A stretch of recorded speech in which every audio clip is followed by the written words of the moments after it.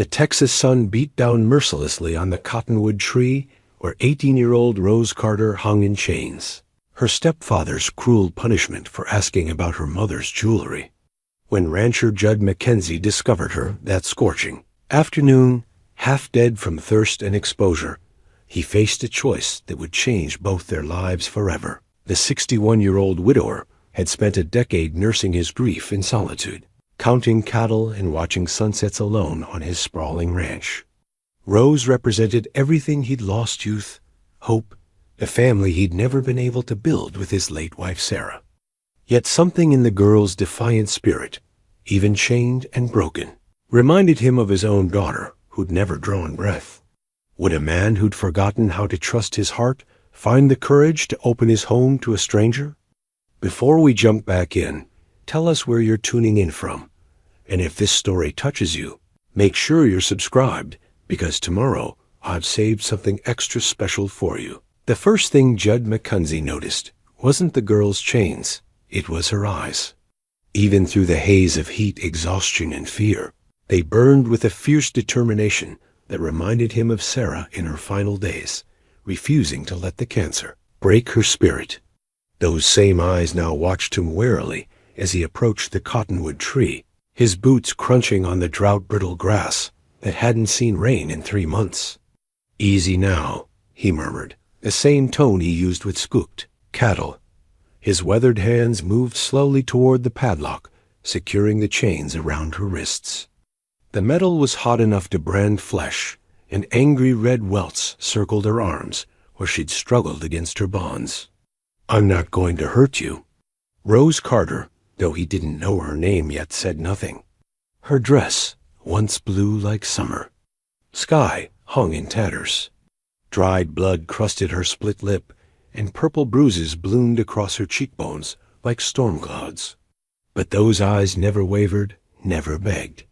They simply watched and waited. Judd had ridden out to check the fence line that separated his Double J ranch from the Briggs property, same as he did every Tuesday for the past 10 years. Routine kept a man sane when grief threatened to swallow him whole. Check the cattle, mend the fence, ride the property line, return to an empty house. Eat something from a can, read yesterday's newspaper, fall asleep in Sarah's chair. Wake up, and do it all again. He'd been a different man when Sarah was alive. Laughter had filled the ranch house then, along with the smell of fresh bread and the sound of her humming while she tended her garden. They'd planned to fill the bedrooms with children, to build something lasting on this land his grandfather had claimed in 1892. But children never came. And then Sarah was gone, taking all the warmth with her. The padlock gave way to his bolt, cutters with a sharp crack that made the girl flinch. The chains fell away like dead snakes, leaving behind raw wounds that would scar. She rubbed her wrists gingerly, but still didn't speak. "Can you stand?" Judd asked, offering his hand. She ignored the gesture and pushed herself upright, swaying only slightly, despite having been chained to that tree for what looked like hours in the brutal August heat. Her legs were steady beneath her, and when she finally spoke, her voice carried the same quiet strength as her gaze. "Thank you." 2 words. Simple and dignified, with no trace of self-pity or hysteria. Judd found himself studying her face more carefully, looking past the bruises to the bone structure beneath. She was young, barely more than a child, but something in her bearing spoke of hard-won maturity. "Who did this to you?" "My stepfather." She touched her split lip carefully. "Earl Briggs." Judd knew Earl Briggs by reputation, a mean drunk who'd married Rose's mother 3 years back for her small inheritance, then drank and gambled it away within 2 years. Martha Carter had been a good woman, worked at the diner in town and sang. In the church choir? Her death last spring had surprised no one who'd seen the bruises she tried to hide with powder and long sleeves. "He's gone to Lubbock for supplies," Rose continued, reading the question in his eyes. "Won't be back until Thursday." That gave them time. Judd wasn't sure for what yet, but time was something he could provide. He'd always been a man who thought before acting, weighed consequences carefully. It was what made him a good rancher, and had kept him alive during 2 tours in Vietnam. But looking at this girl, this child who'd been chained like an animal in the Texas heat, all his careful deliberation burned away. "You hurt anywhere else?" Rose shook her head, though the movement made her wince. "Nothing that won't heal." The words hit him harder than they should have. "Nothing that won't heal," as if she'd catalogued every injury and assessed its permanence. As if this wasn't the first time she'd needed to make such calculations. Judd walked back to his horse, a steady bay gelding named Ranger, and pulled his canteen from the saddle. Rose accepted it gratefully and drank deeply, water spilling down her chin as she struggled not to gulp it down too fast. When she handed it back, half empty, color had returned to her cheeks. "I should take you to Doc Henderson," Judd said. "Get you looked at proper." "I'm fine." The words came too quickly, too practiced. "That's not really your decision to make anymore." He kept his voice gentle but firm. "You're coming with me. We'll figure out the rest later." For the first time, uncertainty flickered across her features. "I can't pay. Didn't ask you to." Rose looked back at the cottonwood tree, at the chains lying in the dust like shed skin. "He'll come looking for me." "Let him come." Something in Judd's tone, the quiet certainty of a man who'd faced worse things than Earl Briggs, seemed to reassure her. She nodded once and allowed him to help her up behind him on Ranger. Her arms circled his waist tentatively, and he felt how thin she was, all sharp angles and bird bones. The ride to town took 20 minutes, time enough for Judd to consider what he was stepping into. Getting involved with other people's troubles had never been his way, not since Sarah died. He'd withdrawn from the community that had surrounded him with casseroles and condolences, preferring the honest grief of solitude to the well-meaning intrusions of neighbors. His world had shrunk to encompass only the boundaries of his ranch, the company of his cattle and horses, the rhythm of seasons marked by birth and death, and the endless cycle of feeding and breeding and culling. But the girl behind him breathed steady and calm despite everything, and something about her quiet courage stirred memories he'd tried to bury. Sarah had been like that, unbreakable, even when everything was breaking around her. Even at the end, when the cancer had stolen her strength and her hair and finally her voice. She'd faced each day with dignity intact. Doc Henderson's office occupied the ground floor of a 2-story building on Main Street, marked by a simple wooden sign that had weathered 40 years of Texas sun and wind. Henderson himself was pushing 70, a compact man with silver hair and steady hands who delivered half the babies in Willow Creek and buried their grandparents. "Judd Mackenzie," he said when they walked in, his eyes immediately moving to Rose. "Been a while since I've seen you in town. Doc." Judd removed his hat. "This is Rose Carter. She needs looking at."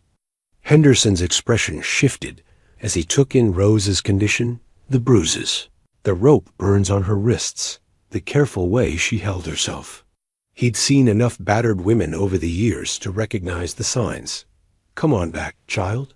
His voice was gentle but professional. "Judd, you can wait out here." "I'd rather he stayed," Rose said quietly. "If that's all right." Henderson glanced between them, reading whatever silent communication passed in that moment. "If that's what you want."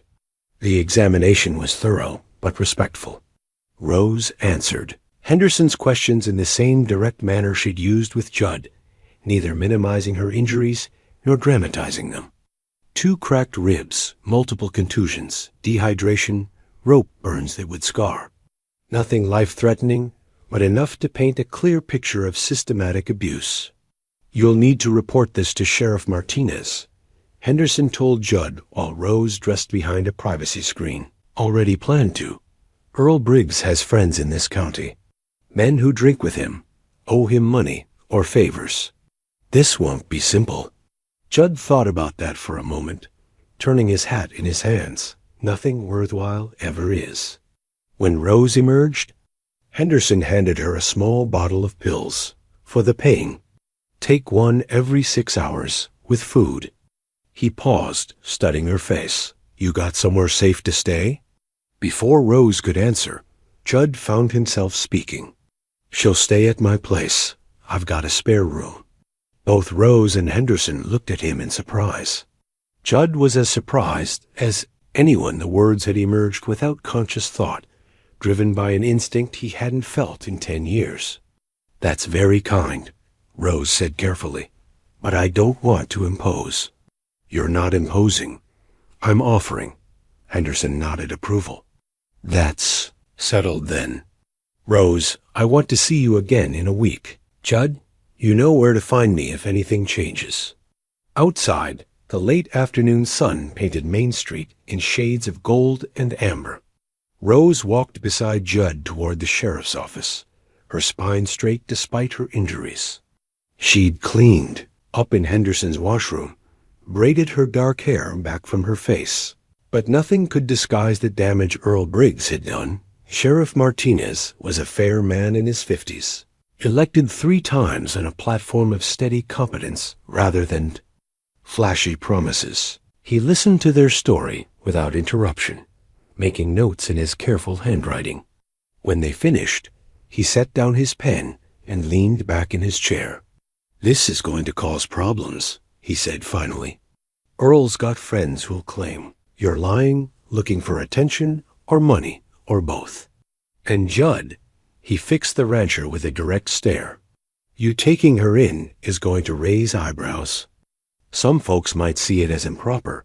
A man your age and a girl her age. Let them talk, Judd said. I've got more bedrooms than I know what to do with, and she needs a place to heal. Martinez nodded slowly. I'll need to arrest Earl when he gets back from Lubbock. But he'll make bail, probably within a day or 2. You prepared for that? I'm prepared. Rose had remained silent during this exchange, but now she spoke up. I can testify. I'm not afraid of him anymore. Both men looked at her, this slip of a girl who'd been chained to a tree like an animal, but still managed to hold her head high. Martinez smiled, the first genuine warmth he'd shown since they arrived. I believe you, Miss Carter. And that's going to make all the difference. A drive back to the Double J took place in comfortable silence. Rose sat in the passenger seat of Judd's pickup truck, watching the landscape roll by endless miles of drought-brown grass punctuated by scattered live oaks and the occasional windmill. The sun was setting behind them, painting the sky in brilliant shades of orange and purple. It's beautiful, she said, as they turned through the gates of his ranch. Judd followed her gaze. Across his land, 3,000 acres of rolling hills and pasture that had been in his family for 4 generations. He'd inherited it from his father, who'd gotten it from his father, along with the responsibility to make it prosper and pass it on. But to whom? He had no children, no siblings, no family left, except distant cousins in Oklahoma he hadn't spoken to in years. Your wife must have loved it here, Rose added softly. She did. He pulled up in front of the ranch house, a sprawling, single-story structure built from native stone and weathered cedar. Sarah had painted the shutters blue to match her favorite summer dress, and though the paint was fading now, he couldn't bring himself to change it. Inside, dust motes danced. In the slanted evening light, the house felt larger with another person in it, as if Rose's presence had somehow expanded the space rather than filling it. Judd found himself seeing it through her eyes, the comfortable furniture chosen by Sarah, the family photographs on, the mantel, the kitchen where he ate solitary meals from cans and takeout containers, the guest rooms down the hall, he said, suddenly unsure of himself. When was the last time he'd had overnight company? When was the last time he'd cared about the impression his home made? Rose followed him to a sunny room with windows facing east toward the rising sun. Sarah had decorated it in soft yellows and greens, hoping to fill it with grandchildren someday. Instead, it had gathered dust and memories for 10 years. It's perfect, Rose said. running her fingers along the wedding ring quilt Sarah had made during their first year of marriage. "Are you sure about this? I mean, really sure. I don't want to be a burden." Judd looked at her standing in the doorway, backlit by the setting sun that turned her dark hair to burnished copper. She was young enough to be his daughter, broken enough to need protecting, strong enough to survive whatever came next. And for the first time in 10 years, his house didn't feel like a mausoleum. "I'm sure," he said, and meant it. That night, after Rose had fallen asleep in the guest room, Judd sat in his study looking at the small wooden box on his desk.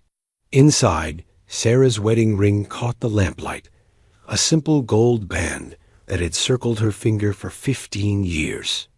He'd put it away after the funeral, unable to bear the sight of it, but unwilling to truly let it go. Tomorrow would bring complications, legal battles, community gossip, the return of Earl Briggs from Lubbock. But tonight, for the first time since Sarah died, a silence in his house didn't feel like loneliness. It felt like peace. He closed the box gently and turned off the light, unaware that down the hall, Rose Carter lay awake staring at the ceiling, wondering if she'd finally found the safety she'd been searching for her entire life. Thursday morning arrived with the rumble of Earl Briggs' rusted pickup truck grinding up the gravel drive to the Double J Ranch.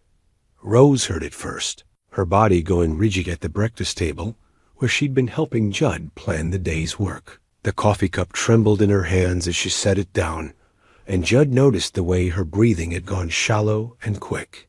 "He's back," she whispered, touching the small silver locket at her throat, the only thing of her mother's that Earl hadn't. Sold or destroyed, inside was a faded photograph of Martha Carter, taken before life had worn her down to nothing. Judd stood slowly, his movements deliberate and calm. At 61, he'd learned the value of controlling his reactions, especially when others needed. His strength: "Stay inside. Lock the door behind me." "Judd, stay inside, Rose." Earl Briggs climbed out of his truck like a man with nothing but time and anger to spare. 3 days of drinking in Lubbock hadn't improved his disposition or his appearance. His clothes were stained with whiskey and worse. His gray hair hung in greasy strings, and his bloodshot eyes held the mean light of a man looking for someone to blame for his failures. "Mackenzie!"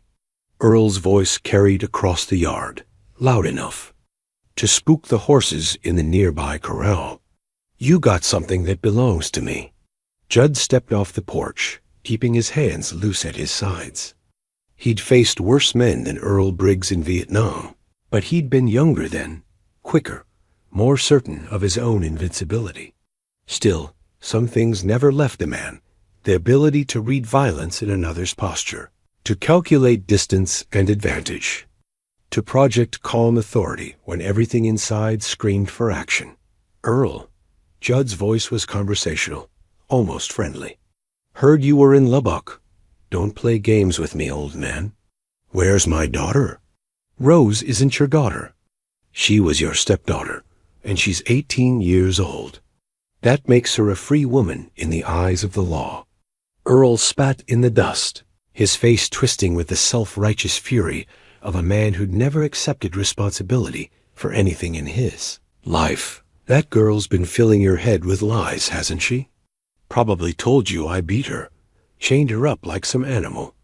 Rose always had too much imagination for her own good." Judd studied the rope burns on his own palms, or he'd cut through Rose's chains. Imagination's a powerful thing. Sometimes it helps a person survive what reality dishes out. "She belongs to me until she's married or dead, and I aim to collect her." Earl took a step forward, his hand moving toward the knife on his belt. "You can hand her over peaceful-like, or I can take her. Your choice. There's a third option." Judd's voice remained steady, but something in his tone made Earl pause. "You can get back in that truck and drive away.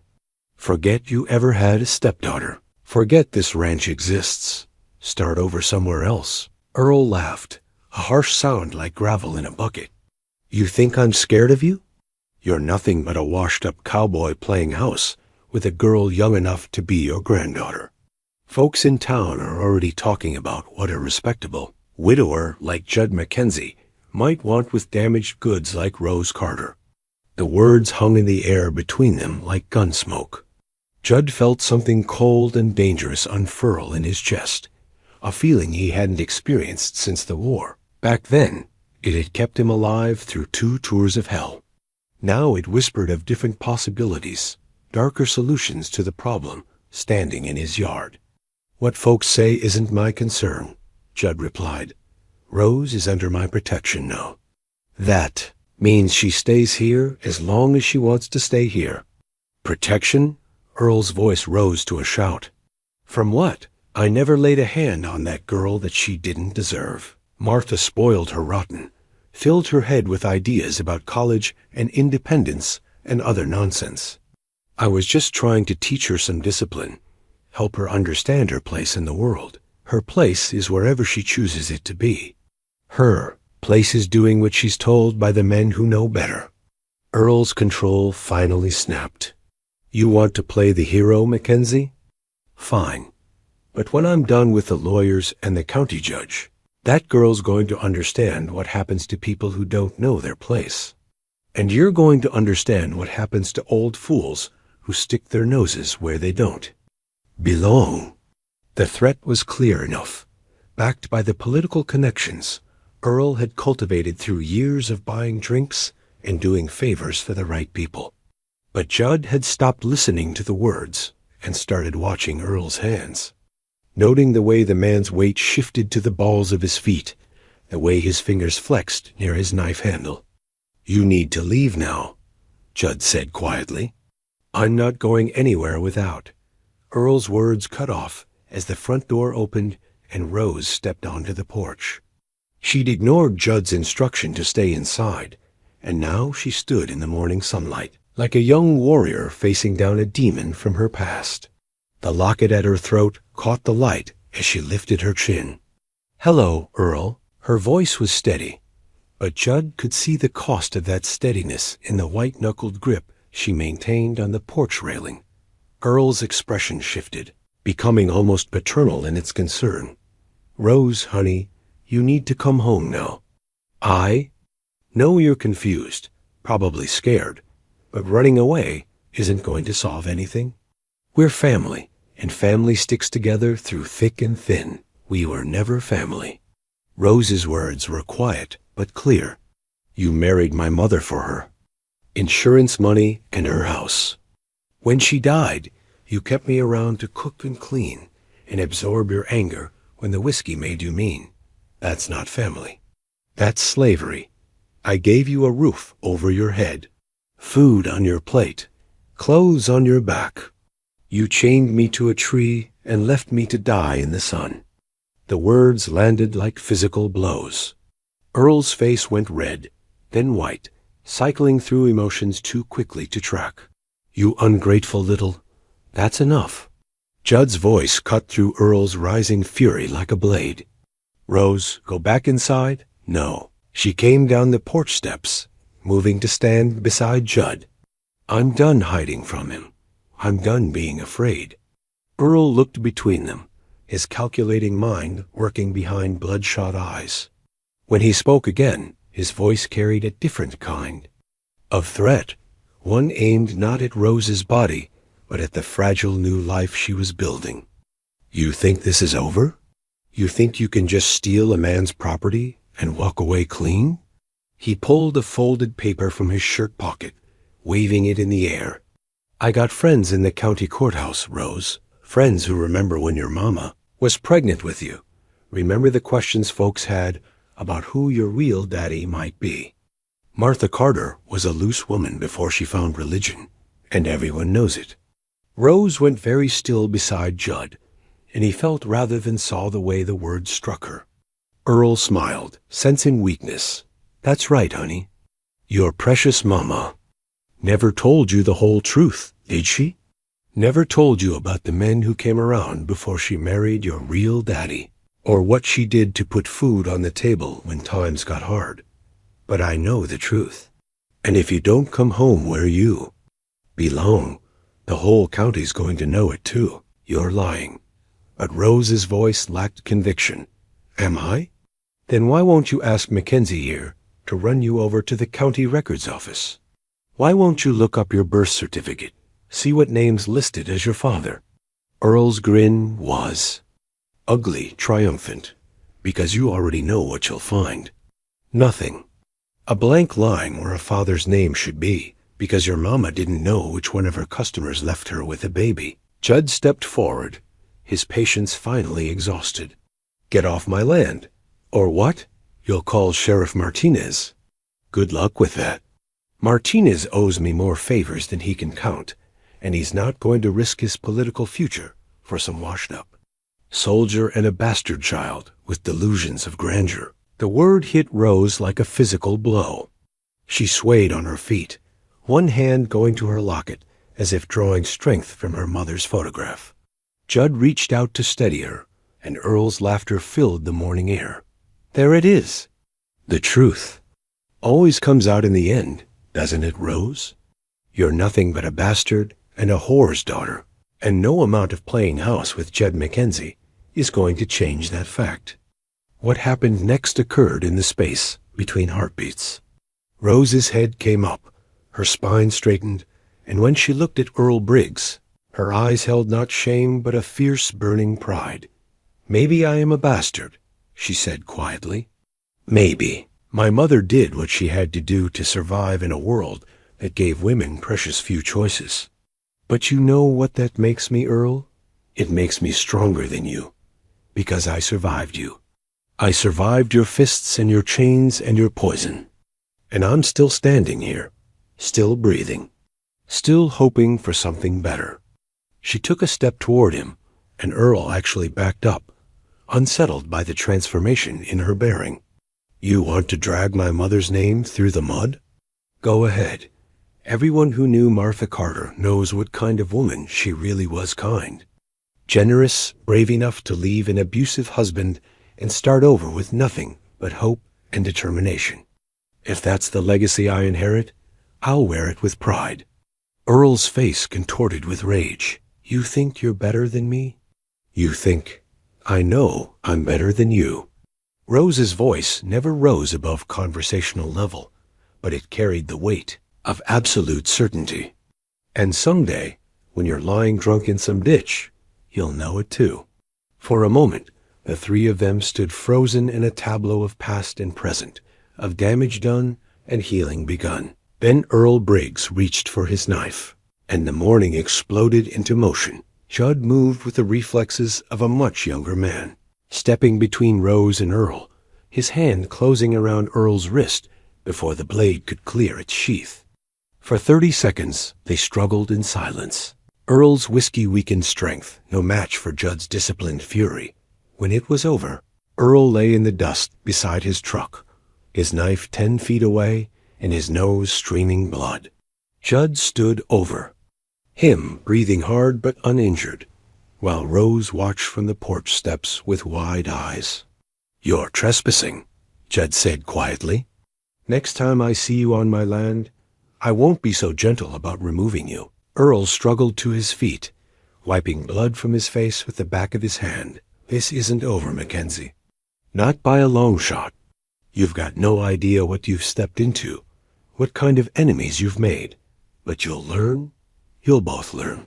He climbed into his truck and drove away in a cloud of dust and diesel smoke, leaving behind only the memory of threats and the lingering smell of violence. Rose remained on the porch until the sound of his engine faded completely, then walked slowly to where Judd stood brushing dust from his clothes. I'm sorry, she said quietly. I should have stayed inside like you told me. No. Judd looked at her with something approaching admiration. You did exactly what you needed to do. You faced him down without flinching, and that's going to make all the difference in what comes next. Rose's hand went to her locket again, drawing comfort from the small weight of it against her chest. What he said about my mother doesn't matter. What matters is the woman who raised you, loved you, protected you as best she could, The rest is just noise. They stood together in the morning sun, rancher and rescued girl, both understanding that the battle for Rose's freedom had only just begun. But for the first time since her mother's death, Rose Carter felt like she wasn't fighting alone. And in his study that night, Judd Mackenzie opened the small wooden box containing Sarah's wedding ring and thought about the different ways a man could honor the memory of love. The leather-bound ledger felt substantial in Rose's hands, its pages yellowed with age and filled with decades of careful entries in Judd's methodical handwriting. Each line told a story of ranch life, cattle births and deaths, feed costs, equipment, repairs, weather patterns that determined the difference between profit and loss. The book represented order imposed on chaos, responsibility shouldered without complaint, the steady accumulation of knowledge that separated successful ranchers from dreamers. Your grandfather started this ledger? Rose asked, running her fingers along the worn spine as they sat at the kitchen table after breakfast. His grandfather, actually, started in 1892 when the first Mackenzie claimed this land. Judd poured himself another cup of coffee, noting how Rose had eaten every bite of her scrambled eggs and bacon. 3 days of regular meals had already begun to fill out her hollow cheeks. Every significant event gets recorded. Births, deaths, purchases, sales, weather patterns, anything that affects the operation. Rose opened to a random page and studied the entries. Judd's handwriting was precise, economical, each word chosen for maximum information with minimum space. Unlike Earl Briggs, who'd never kept records of anything beyond which neighbor owed him money, Judd approached ranching as both art and science. May 10th, 1998, she read aloud. Heifer number 47 delivered twins, both healthy. Storm-damaged south fence line. Repairs needed before cattle drift. Sarah planted new roses by the garden gate. She looked up. You wrote about your wife's roses in the ranch ledger? Judd smiled, the first genuinely warm expression she'd seen since Earl's visit 3 days ago. Sarah said if something was important enough to remember, it was important enough to write down. The roses were important to her, so they were important to the ranch. The simple logic of it touched something in Rose that had been bruised by years of Earl's chaotic neglect. Here was a man who understood that a ranch was more than just cattle and pasture. It was a life built deliberately, tended carefully, passed down with intention. The ledger was proof that her mother's gardens and Earl's drunken rages weren't equally valid ways of marking time. Will you teach me? She asked. How to keep records, I mean. How to understand what all these numbers mean. Already planning to, Judd replied. Can't run a ranch without understanding the books. And you'll need to know more than cooking and cleaning if you're going to make your own way in the world. The words carried an assumption that made Rose's chest tighten with hope. He was planning for her future, imagining a time when she'd have choices and opportunities beyond mere survival. No one had done that since her mother died. They spent the morning riding the fence line, Judd teaching Rose to spot problems before they became disasters. A loose wire here, a rotted post there, the subtle signs that indicated where cattle had been rubbing against the fence or where floodwater had undermined the foundation. Rose proved to be a quick study, her attention, focused and absolute in the way of someone who'd learned that survival depended on noticing details. Ranching's mostly about preventing problems, Judd explained as they dismounted to repair a section where the wire had come loose. Cattle are like water. They'll find the smallest weakness and exploit it. Same with weather, predators, disease. Stay ahead of the problems, and you might make money. Fall behind, and they'll bury you. Rose watched him work, noting the efficient economy of his movements. No wasted motion, no unnecessary drama. Just competent hands solving a problem that needed solving. Earl Briggs had approached every challenge as a personal insult, responding with rage and blame and the kind of destructive fury that made problems worse instead of better. "Hand me those pliers," Judd said, and Rose complied without being told. Which tool he meant. She was learning his rhythms, anticipating his needs, becoming part of the operation rather than just an observer. "You're a natural at this," he observed as she helped him tension the wire. "Got good hands and better instincts." The praise warmed her more than it should have. Rose had learned not to trust compliments. Earl had used them as weapons, praising her cooking when he wanted something, criticizing it when he needed an excuse to drink. But Judd's words carried the weight of professional assessment, rancher to rancher, and that made them feel real. They worked through the afternoon heat, stopping only when the sun grew too brutal for the horses. By the time they returned to the ranch house, Rose's shirt was soaked with sweat and her hands were blistered from unfamiliar work. But she felt more accomplished than she had in years. "Tomorrow we'll start on the books," Judd said as they unsaddled. "They're horses. Show you how to calculate feed costs, track breeding cycles, project income based on market trends. Numbers tell the story of a ranch better than anything else."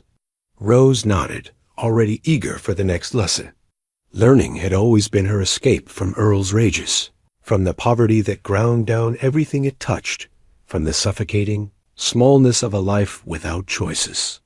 Her mother had encouraged her to read, to study, to dream of something beyond Willow Creek's dusty streets. Now Judd was offering her something even more valuable, practical knowledge that could translate into independence. That evening, as Rose helped prepare dinner, she found herself humming, without realizing it, the same song her mother used to sing while cooking. The melody filled the kitchen with warmth, and Judd looked up from the newspaper with surprise. "Haven't heard music in this house for a long time," he said quietly. Rose's humming stopped abruptly. "I'm sorry. I didn't mean, don't apologize. Sarah used to say a house without music was just a building." He folded the newspaper and set it aside. What was the song? "Something my mother taught me. An old hymn, I think. She said her grandmother used to sing it while she worked." Rose resumed stirring the pot of stew, but the humming didn't return. Some habits died hard, and the habit of making herself invisible was one of the deepest. Judd watched her for a moment, recognizing the way she'd retreated into herself. "Rose, this is your home now. You don't have to ask permission to sing or laugh or take up space. You don't have to earn the right to exist here." The words hit deeper than he probably intended. Rose had spent 3 years walking on eggshells, measuring every breath to avoid triggering Earl's explosive temper. The idea that she could simply be herself, without calculation or fear, felt almost too large to comprehend. "It doesn't feel real yet," she admitted. "Like maybe I'll wake up and still be chained to that tree. It's real." Judd's voice carried absolute certainty. "And it's going to stay real, no matter what Earl Briggs or anyone else tries to do about it." They ate dinner by lamplight, talking about ranch business and tomorrow's work. Rose asked questions about everything cattle nutrition, seasonal breeding patterns, the economics of hay production. Her hunger for knowledge was almost as fierce as her hunger for food had been, and Judd found himself remembering what it felt like to have someone genuinely interested in the work he devoted his life to. "Sarah always said this place needed young eyes," he said as Rose helped clear the dishes. "Said I was getting set in my ways, missing opportunities because I was too comfortable with how things had always been done." "What kind of opportunities?" Judd considered the question while washing plates in the deep farmhouse sink. "Diversification, mostly. We've got good water rights, land that could support more than just cattle. Could run sheep, raise quarter horses, maybe even try some specialty crops for the Austin market. But change is risky, and I've been more interested in preservation than innovation." Rose dried each plate carefully, thinking about the ledger's decades of entries. All that accumulated. Wisdom, all those careful records of what worked and what didn't. Maybe the risk isn't in changing, she said slowly.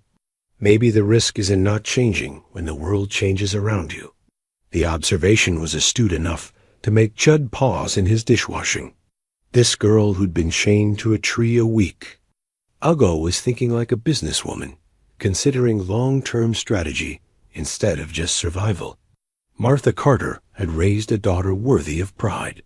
You might have something there, he said. Question is whether an old dog like me can learn new tricks. You learn to trust a stranger, Rose pointed out. That's a pretty big trick. Later, as Rose settled into bed with one of Sarah's books, a worn copy of Little Women that had lived on the guest room knitstand for years, she thought about the day's lessons. The ledger, the fence repair, the easy conversation over dinner. For the first time since her mother's death, she could imagine a future that extended beyond mere survival. But she also thought about Earl's threats, about the legal complications. Sheriff Martinez had mentioned about the community gossip that could poison everything Judd was trying to build for her. Tomorrow would bring new challenges, new tests of the fragile trust growing between them. Still, tonight she fell asleep to the sound of wind through the live oaks outside her window, and for once her dreams were filled not with chains and fear, but with ledger books and the satisfied exhaustion that came from meaningful work. The folded church program felt fragile between Judd's fingers, its edges worn soft from 10 years of handling. Sarah Elizabeth McConsey, beloved wife and daughter of Christ, had entered eternal rest on September 23, 2014. The simple words, printed on cream-colored paper, told nothing of the woman who'd filled his life with laughter, who'd made him believe that love was stronger than loss, who'd faced her own death with a grace that humbled everyone who witnessed it. He'd kept the program in his shirt pocket during the funeral, something to hold on to when the world felt like it was sliding away from him. Later, it had lived in his desk drawer beside Sarah's wedding ring, a reminder of the day his old life ended and the empty years began. Now Rose was asking him to consider returning to church, and the program seemed to mock his cowardice. You don't have to, Rose said quietly, noticing his hesitation as they sat at the breakfast table. She'd been living at the ranch for 2 weeks now, long enough to recognize the signs when painful memories surfaced. I just thought maybe it would be good for people to see us together in a normal setting. Let them know we're not hiding anything. She was right, of course. The rumors had already started Judd Mackenzie and his mysterious young houseguest. The girl some claimed was his kept woman, and others whispered might be something worse.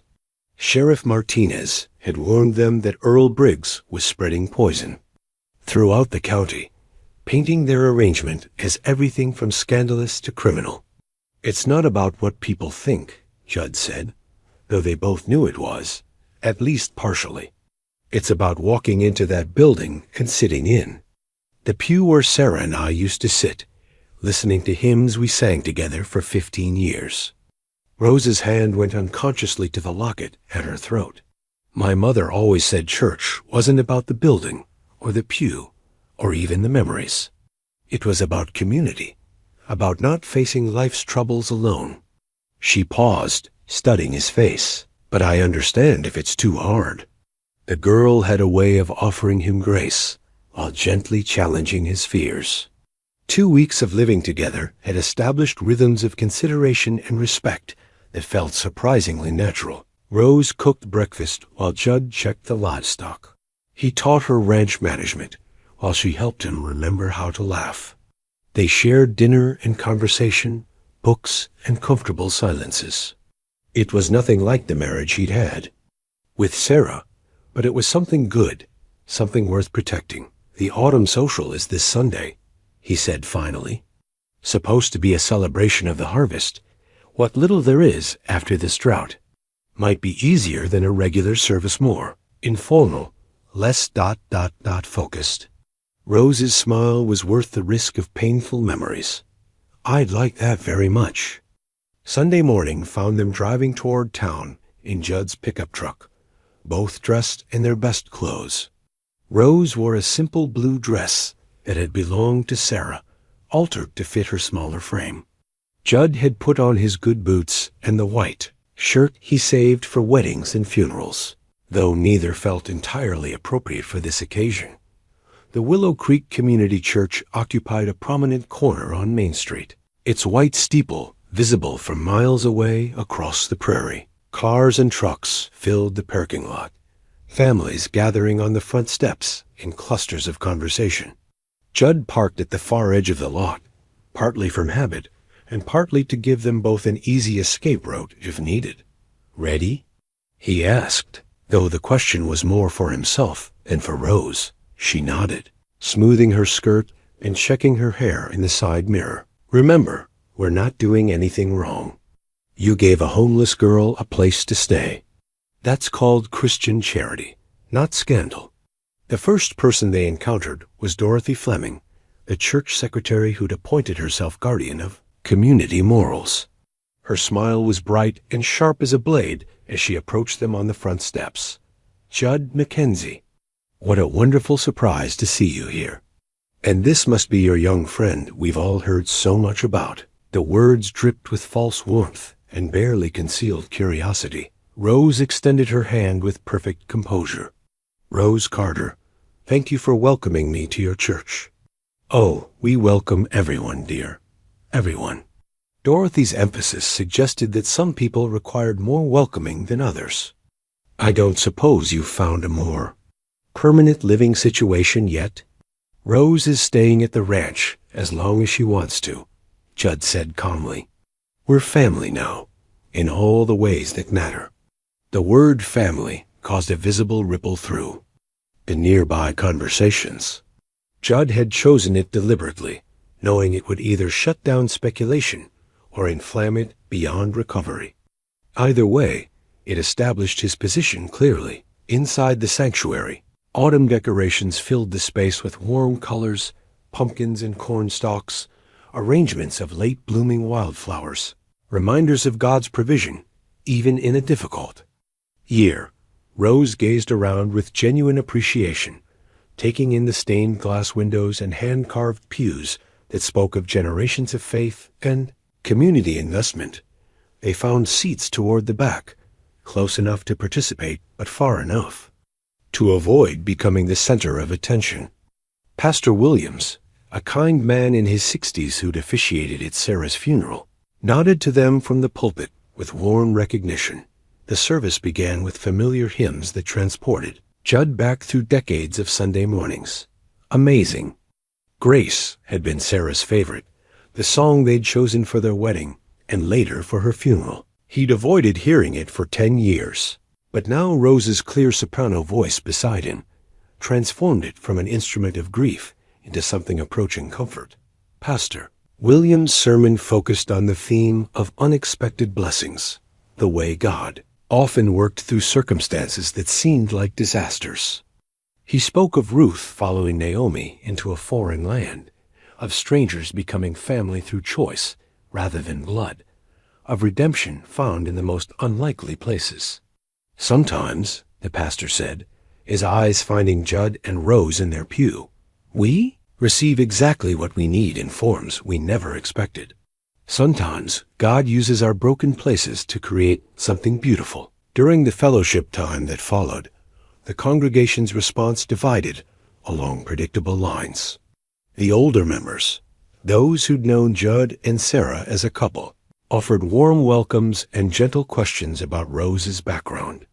The younger adults seemed genuinely pleased to meet her, impressed by her composure and articulate responses to their curiosity. But there were others, Earl Briggs' drinking companions, mostly who maintained careful distance, their expressions ranging from suspicious to openly hostile. Rose handled their cold shoulders with dignity, but Judd could see the cost in the tension around her eyes. "Some folks will come around," said Emma Rodriguez, the church pianist who'd been Sarah's closest friend. "Others never will, and that says more about them than about you." She studied Rose with the frank assessment of a woman who'd raised 6 children and buried 2 husbands. "Your mama was Martha Carter, wasn't she?" "Yes, ma'am. Good woman." "Maid. the best cornbread in 3 counties, and never spoke an unkind word about anyone, even those who deserved it. Emma's approval was evident in her smile. She'd be proud of how you've turned out, honey. And proud of you too, Judd, for seeing what needed doing and doing it. On the drive home, Rose was unusually quiet, staring out at the familiar landscape with thoughtful eyes. Finally, as they turned into the ranch gates, she spoke. Your wife must have been very beloved here. She was. Judd parked near the house and turned off the engine. Took me to that church when we were courting. Introduced me to people who became like family. After she died, I couldn't bear to face their sympathy anymore. Easier to grieve alone than to keep accepting casseroles and condolences. Rose nodded, understanding the weight of community attention, even when it came from caring hearts. But today was different. Today was different. He agreed. Having you there changed how it felt. Made it less about loss and more about ... possibility. They sat in comfortable silence for a moment, watching the late afternoon light paint the house in shades of gold and amber. The autumn social had been a success by any reasonable measure. They'd faced down the gossips, earned the support of people who mattered, and demonstrated that their arrangement was both proper and permanent. Judd? Rose's voice was soft, tentative. When you introduced me as family today, did you mean it, or was it just for them? He looked at her sitting beside him, this girl who'd brought life back to his empty house, who'd reminded him that love didn't have to die with loss. I meant it. Question is whether you meant it too. Rose's smile was radiant as the setting sun. I meant it too. That evening, they sat on the front porch, watching the stars emerge in the clear autumn sky. Rose had made fresh coffee and found some of Sarah's homemade cookies in the freezer, and they shared both while talking about the day's encounters and the week's plans. Emma Rodriguez invited me to join the women's Bible study, Rose said. Meets Thursday mornings at the church. I'd like to go if you think it's appropriate. I think it's perfect. Sarah used to attend that study, always came home with stories about the discussions they had. Judd rocked gently in his chair, remembering. Emma's good people. She'll look out for you. And Mr. Henderson asked if I'd be interested in helping with the church's literacy program. Adults who never learned to read properly, or immigrants, working on their English. I could teach on Saturday mornings. The idea pleased Judd more than he expected. Rose had inherited her mother's generous spirit along with her strength, and sharing that gift with others would benefit everyone involved. You'd be good at that, he said. Patient and encouraging, 2 things every teacher needs. They rocked, in peaceful silence, the sounds of night settling around them, cattle lowing in the distance, owls calling from the live oaks, the whisper of wind through drought-dry grass. For the first time since Sarah's death, Judd felt connected to something larger than his own grief, part of a community that extended beyond the boundaries of his ranch. Thank you, Rose said suddenly. For what? For taking me to church today, for introducing me as family, for giving me a place where I can be myself without fear. She paused, searching for words adequate to her gratitude. For teaching me that not all men use their strength to hurt people. The simple honesty of it humbled him.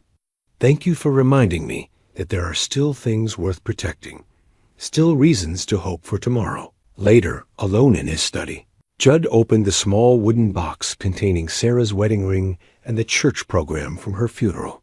He studied both for a long moment, then carefully folded the program and placed it in a larger box with other. Mementos ticket stubs from their first date, pressed flowers from their wedding bouquet, photographs from 15 years of shared life.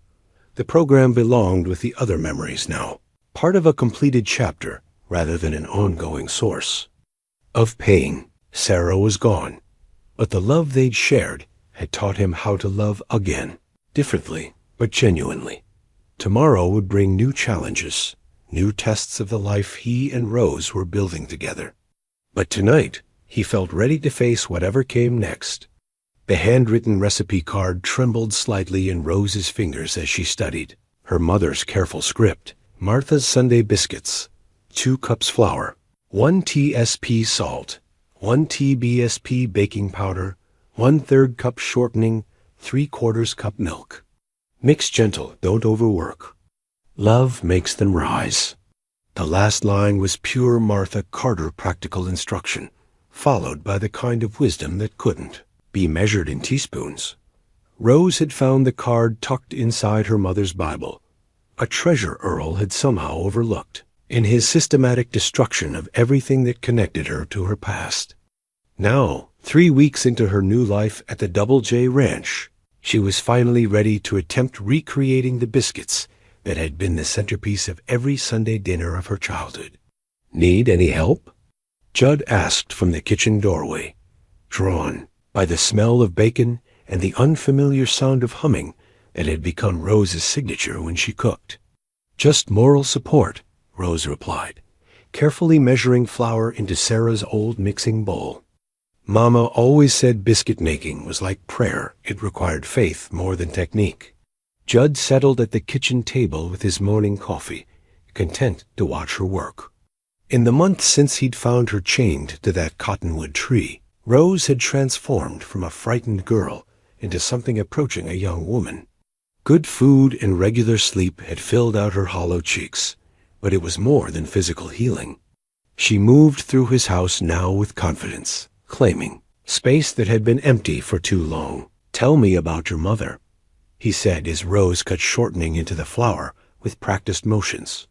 What was she like before? He caught himself before finishing the sentence. Before Earl Briggs. Before the bruises and the fear and the slow erosion of everything bright in Martha Carter's world. Rose paused in her mixing, a soft smile playing at the corners of her mouth. She was magic in the kitchen. Could take the cheapest cuts of meat and make them taste like Sunday dinner. Grew vegetables in coffee cans when we couldn't afford a garden plot. Made Christmas out of nothing but creativity and determination. She resumed mixing, her hands working the dough with the muscle memory of 1,000 mornings spent at her mother's side. But it wasn't just the cooking. Mama had this way of making everything feel special, you know? Tea parties with chipped cups and store-bought cookies became elegant affairs. Bedtime stories turned our tiny apartment into kingdoms and castles. She sounds like a remarkable woman. She was. Right up until the end, Rose's voice caught slightly. Even when Earl was at his worst, she'd find ways to protect me. Hide money. In my school books. Teach me things she said I'd need to know someday. Like she was preparing me for a future she might not be around to see. The biscuits went into the oven with a whispered prayer Rose had learned at her mother's knee. A simple request for nourishment and blessing that had sustained the Carter women through generations of hardship. While they baked, she started a pot of cream gravy, another recipe passed down through memory and love.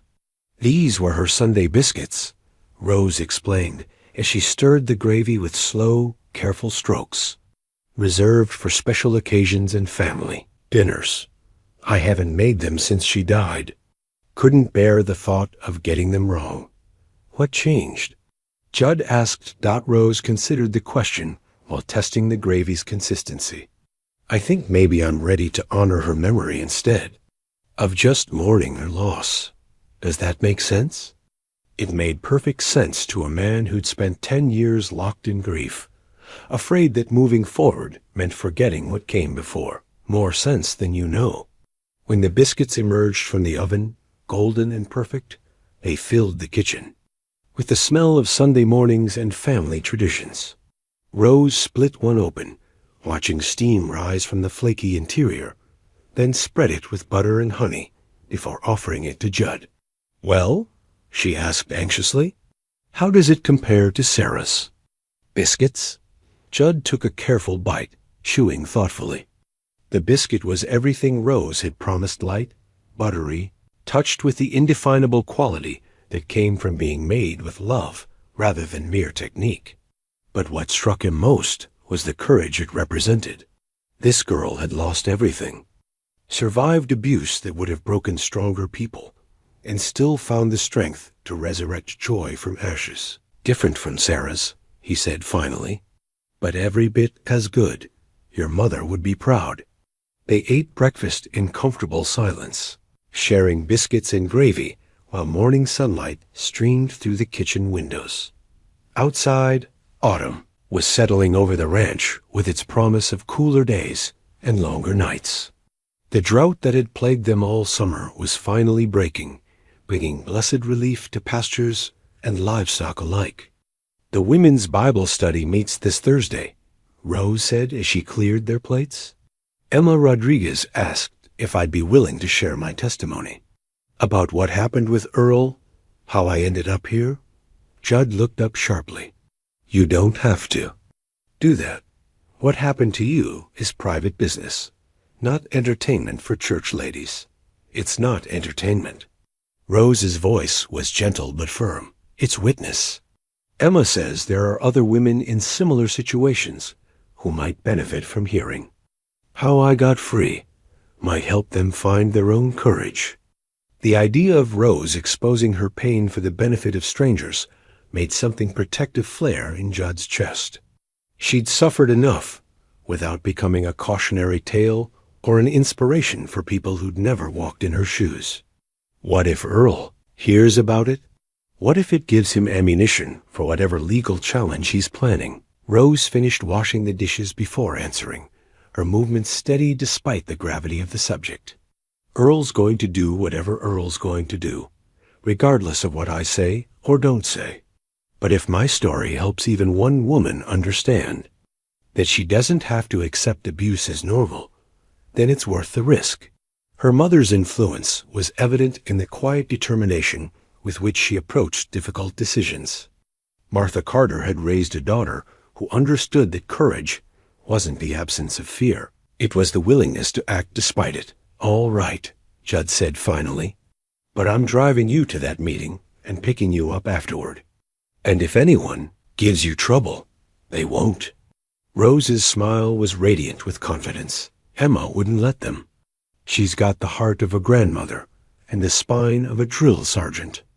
That afternoon, they worked together in Sarah's old garden, preparing the beds for winter and planning next year's planting. Rose had inherited her mother's green thumb along with her recipes, and she'd been studying seed catalogs with the intensity of a scholar preparing for exams. I'd like to expand the vegetable garden, she said, as they pulled the last of the summer squash.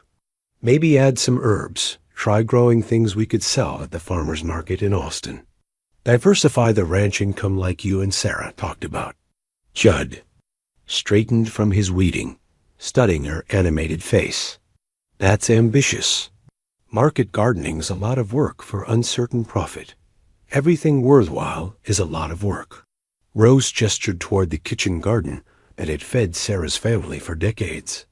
And uncertain profit is still better than no profit. Besides, I've got good teachers, all those gardening books Sarah left behind. Plus, Emma's willing to share what she knows about commercial growing. The enthusiasm in her voice reminded Judd of Sarah in the early days of their marriage, full of plans and dreams and absolute faith that hard work could overcome any obstacle. It was infectious, this belief in possibility, and he found himself caught up in her vision despite his natural caution. We'd need to expand the irrigation system, he said, already calculating costs and logistics, and build some kind of processing area for washing and packaging. The truck would need modifications for hauling produce. You're thinking about it seriously. Rose's smile could have powered the entire county.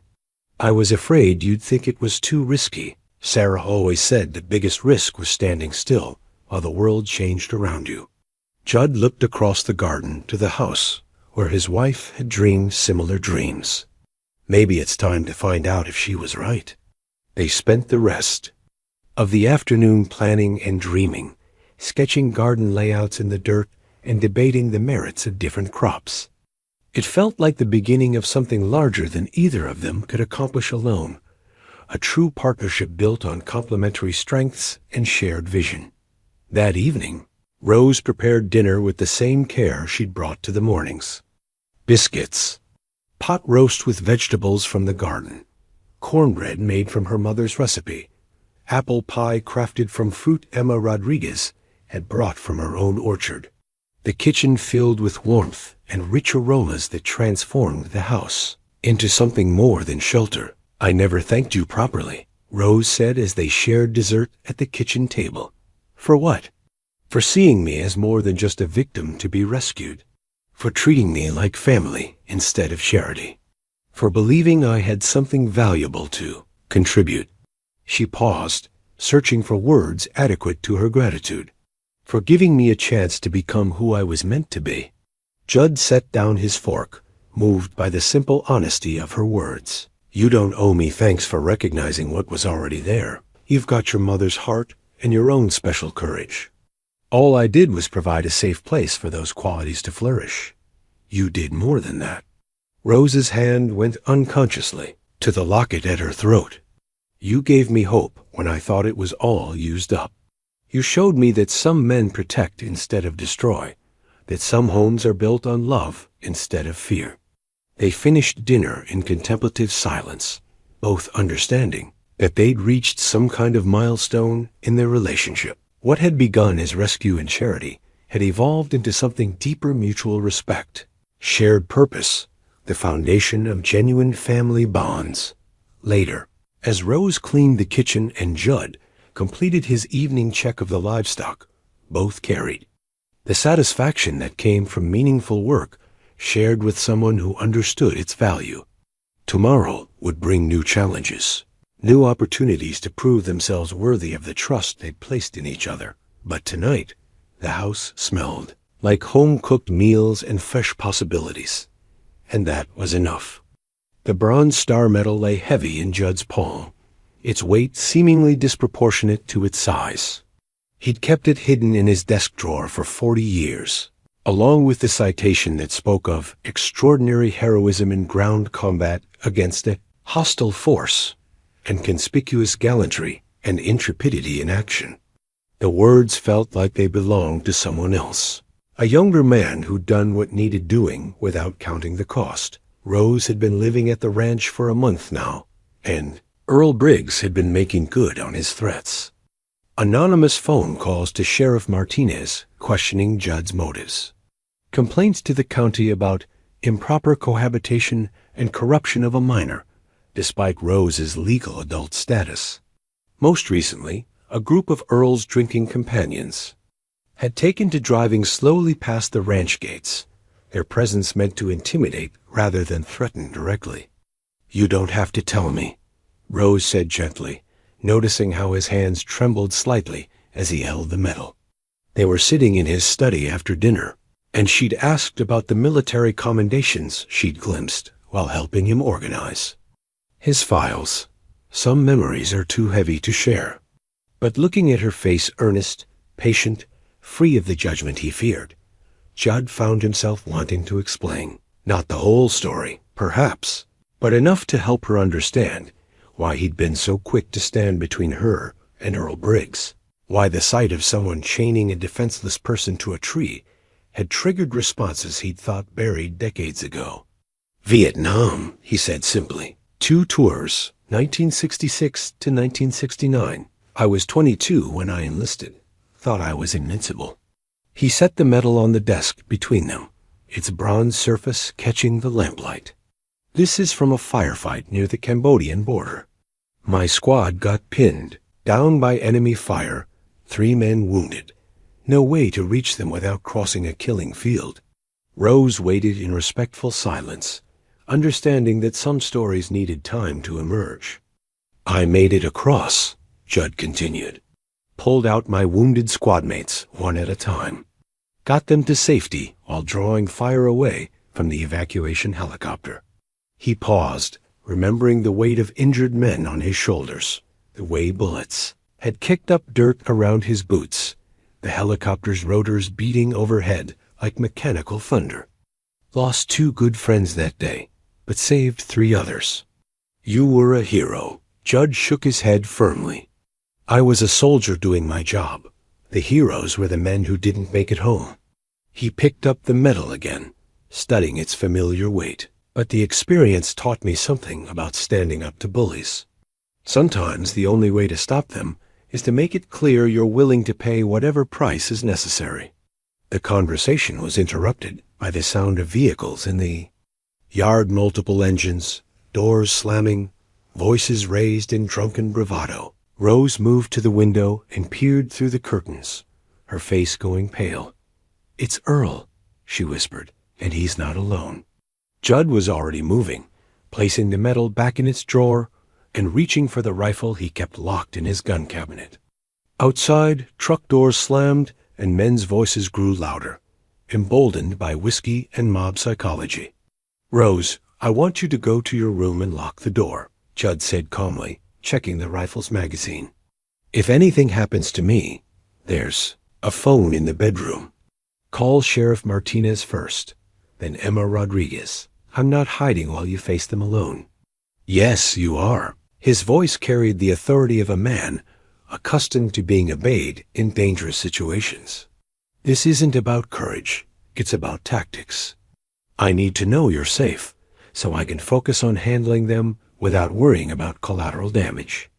Rose wanted to argue, but something in his bearing, the way he'd shifted from gentle rancher to disciplined soldier, convinced her to comply.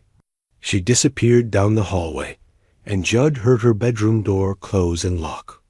Outside, Earl Briggs stood in the yard with 5 other men, all of them armed and most of them drunk. Judd recognized the faceless construction workers and ranch hands who'd lost jobs to drinking, men who blamed their failures on everyone except themselves. They'd found purpose in Earl's grievances, a target for their accumulated frustrations. Judd stepped onto the porch with his rifle held casually but visibly, its presence changing the dynamics of the confrontation. The men shifted nervously, their bravado dampened by the sight of a weapon in competent hands. "Earl," Judd said conversationally, "you're trespassing again." "We're here to collect what's mine," Earl slurred, swaying slightly. "That girl belongs with her family, not playing house with some old pervert who's got more money than sense. Rose is 18 years old and free to make her own choices. She's chosen to stay here. She's confused, manipulated by someone who should know better." Earl gestured to his companions for support. "Tell him, boys. Tell him what decent folks think about this arrangement." One of the men, a hulking construction worker named Buck Williams, stepped forward. "Ain't natural. An old man keeping a young girl like that makes a person wonder what kind of favor she's trading for room and board." The words hung in the night air like a challenge. Judd studied each face carefully, reading their body language, calculating threats and responses. 6 men against 1, but they were drunk and undisciplined, while he was sober and trained. More importantly, they were bullies looking for easy prey, not soldiers prepared to die for their cause. "You need to leave," Judd said quietly. "All of you, right now." "Or what?" Buck challenged, his hand moving toward the pistol on his belt. "You'll shoot us all? One old man against 6 younger ones? I don't think you've got the—" He never finished the sentence. Judd's rifle moved with fluid precision, its muzzle centering on Buck's chest before the bigger man could clear his holster. 40 years of civilian life hadn't erased the muscle memory of combat, the ability to transition from peaceful to lethal in the span of a heartbeat. "Son," Judd said in the same conversational tone, "I've killed better men than you for lesser reasons. The only question is whether you're stupid enough to test me."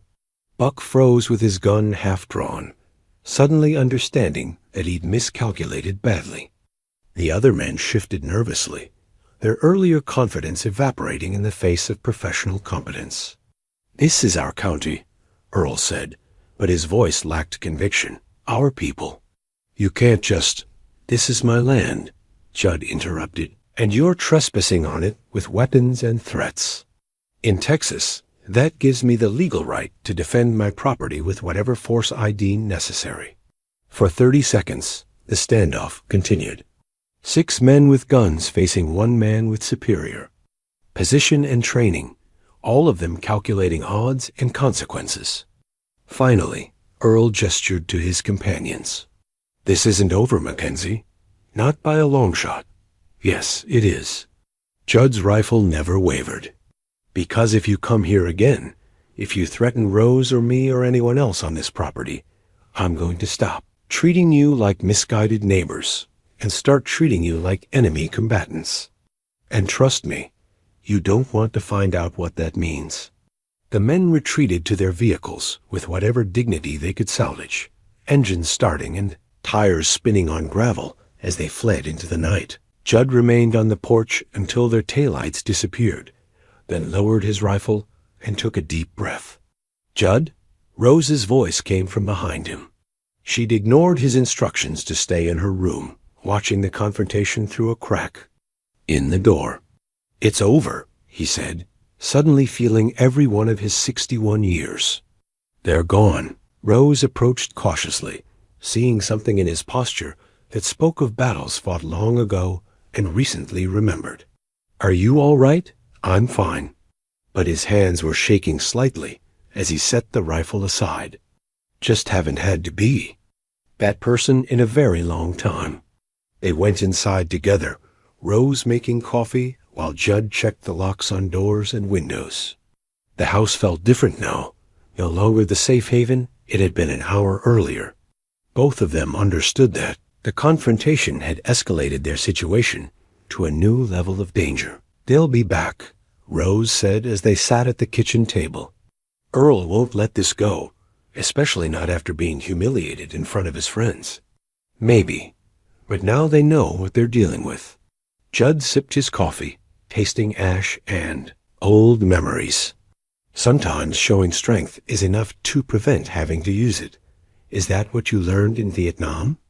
How to make people back down without actually fighting? Judd considered the question carefully.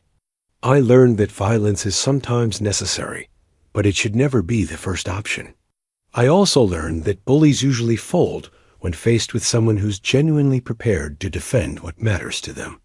What matters to you, Judd? The question was simple but profound, cutting through 40 years of careful emotional distance to reach the truth he'd been avoiding. What mattered to him? The ranch, certainly.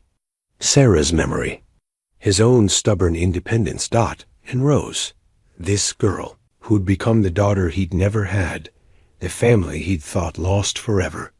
Somewhere in the past month, her well-being had become as important to him as his own survival. You matter, he said quietly.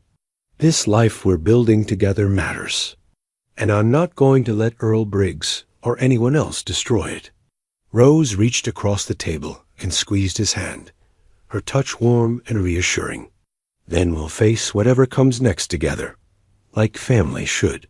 Later, alone in his study, Judd opened the desk drawer and looked at the bronze star medal one more time.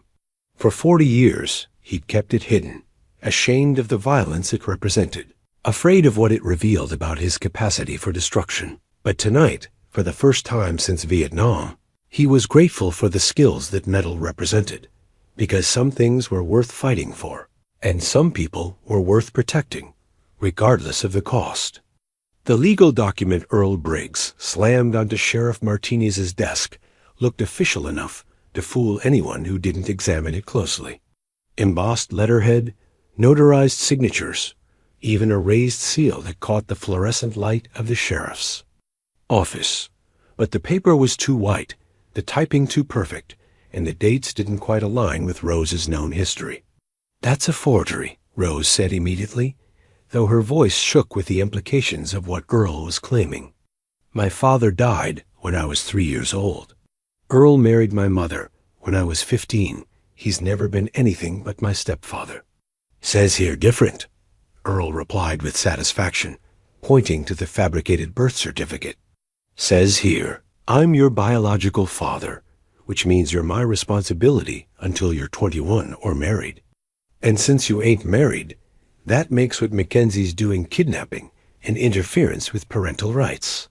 Sheriff Martinez studied the document with the careful attention of a man who'd seen enough forgeries to recognize the signs. Paper was wrong, the typography inconsistent, and several elements that should have been present on a genuine 1982 birth certificate were missing entirely. But Earl had done his homework well enough to create something that would fool a casual observer or a sympathetic judge. "This is interesting timing," Martinez observed. "Rose has been living at the Mackenzie Ranch for 6 weeks, and only now you produce evidence of paternity? Where's this document been all these years?" "Found it among Martha's things when I was cleaning out the storage unit," Earl said smoothly. "Guess she kept it hidden because she was ashamed of the circumstances surrounding Rose's conception." The lie was delivered with practiced sincerity, but Rose felt something cold and terrible unfurling in her stomach. Earl had always been clever with his cruelty, finding ways to wound that went deeper than physical violence. Now he was attacking the foundation of her identity, the love between her and her mother that had sustained her through years of abuse. "My mother never lied to me about anything," Rose said firmly.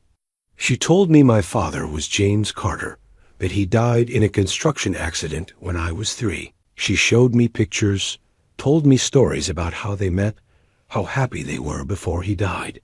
Pictures can be faked, stories can be invented." Earl's voice carried false sympathy, as if he regretted having to shatter her illusions. "Martha was a good woman, but she had her secrets. Secrets about the men she knew before she found religion, about the things she did to put food on the table when times were hard." Judd had remained silent during this exchange, but now he stepped forward. With barely controlled fury, "You're talking about a dead woman who can't defend herself. Whatever game you're playing, Earl, it stops here. This isn't a game, Mackenzie. This is about family responsibility and legal obligations." Earl gestured to the forged document. "That paper makes Rose my daughter until she's 21, which means she comes home with me today." Martinez set the birth certificate aside and leaned back in his chair. "Even if this document were genuine, and I'm not saying it is, it wouldn't automatically invalidate Rose's right to choose where she lives. She's 18, not 12. The courts generally respect an adult's decision about their living situation unless there's evidence of coercion or mental incapacity." "What about evidence of improper influence?" Earl pulled out another document, this one equally suspicious. "I got witnesses willing to testify that Mackenzie's been offering Rose money, gifts, special treatment in exchange for ... companionship. That's corruption of a minor. Even if she's technically legal age," Rose felt, the world tilting around her as Earl's strategy became clear. He wasn't just attacking her parentage, he was attacking her character, painting her as a mercenary who'd traded her virtue for security. The accusation was designed to destroy not just her relationship with Judd, but her standing in the community that had slowly begun to accept her. "That's a lie," she said, but even to her own ears, the words sounded weak. "Is it? You're living in his house, eating his food, wearing clothes he bought you? What's a young girl got to trade for that kind of generosity, except the obvious?" Earl's smile was ugly with triumph. "Folks in town are already talking about it. Won't be hard to find people willing to testify about what they've seen, what they suspect." The calculated cruelty of it took Rose's breath away. Earl was using the community's natural suspicion against them, turning their genuine father-daughter relationship into something sordid and exploitative.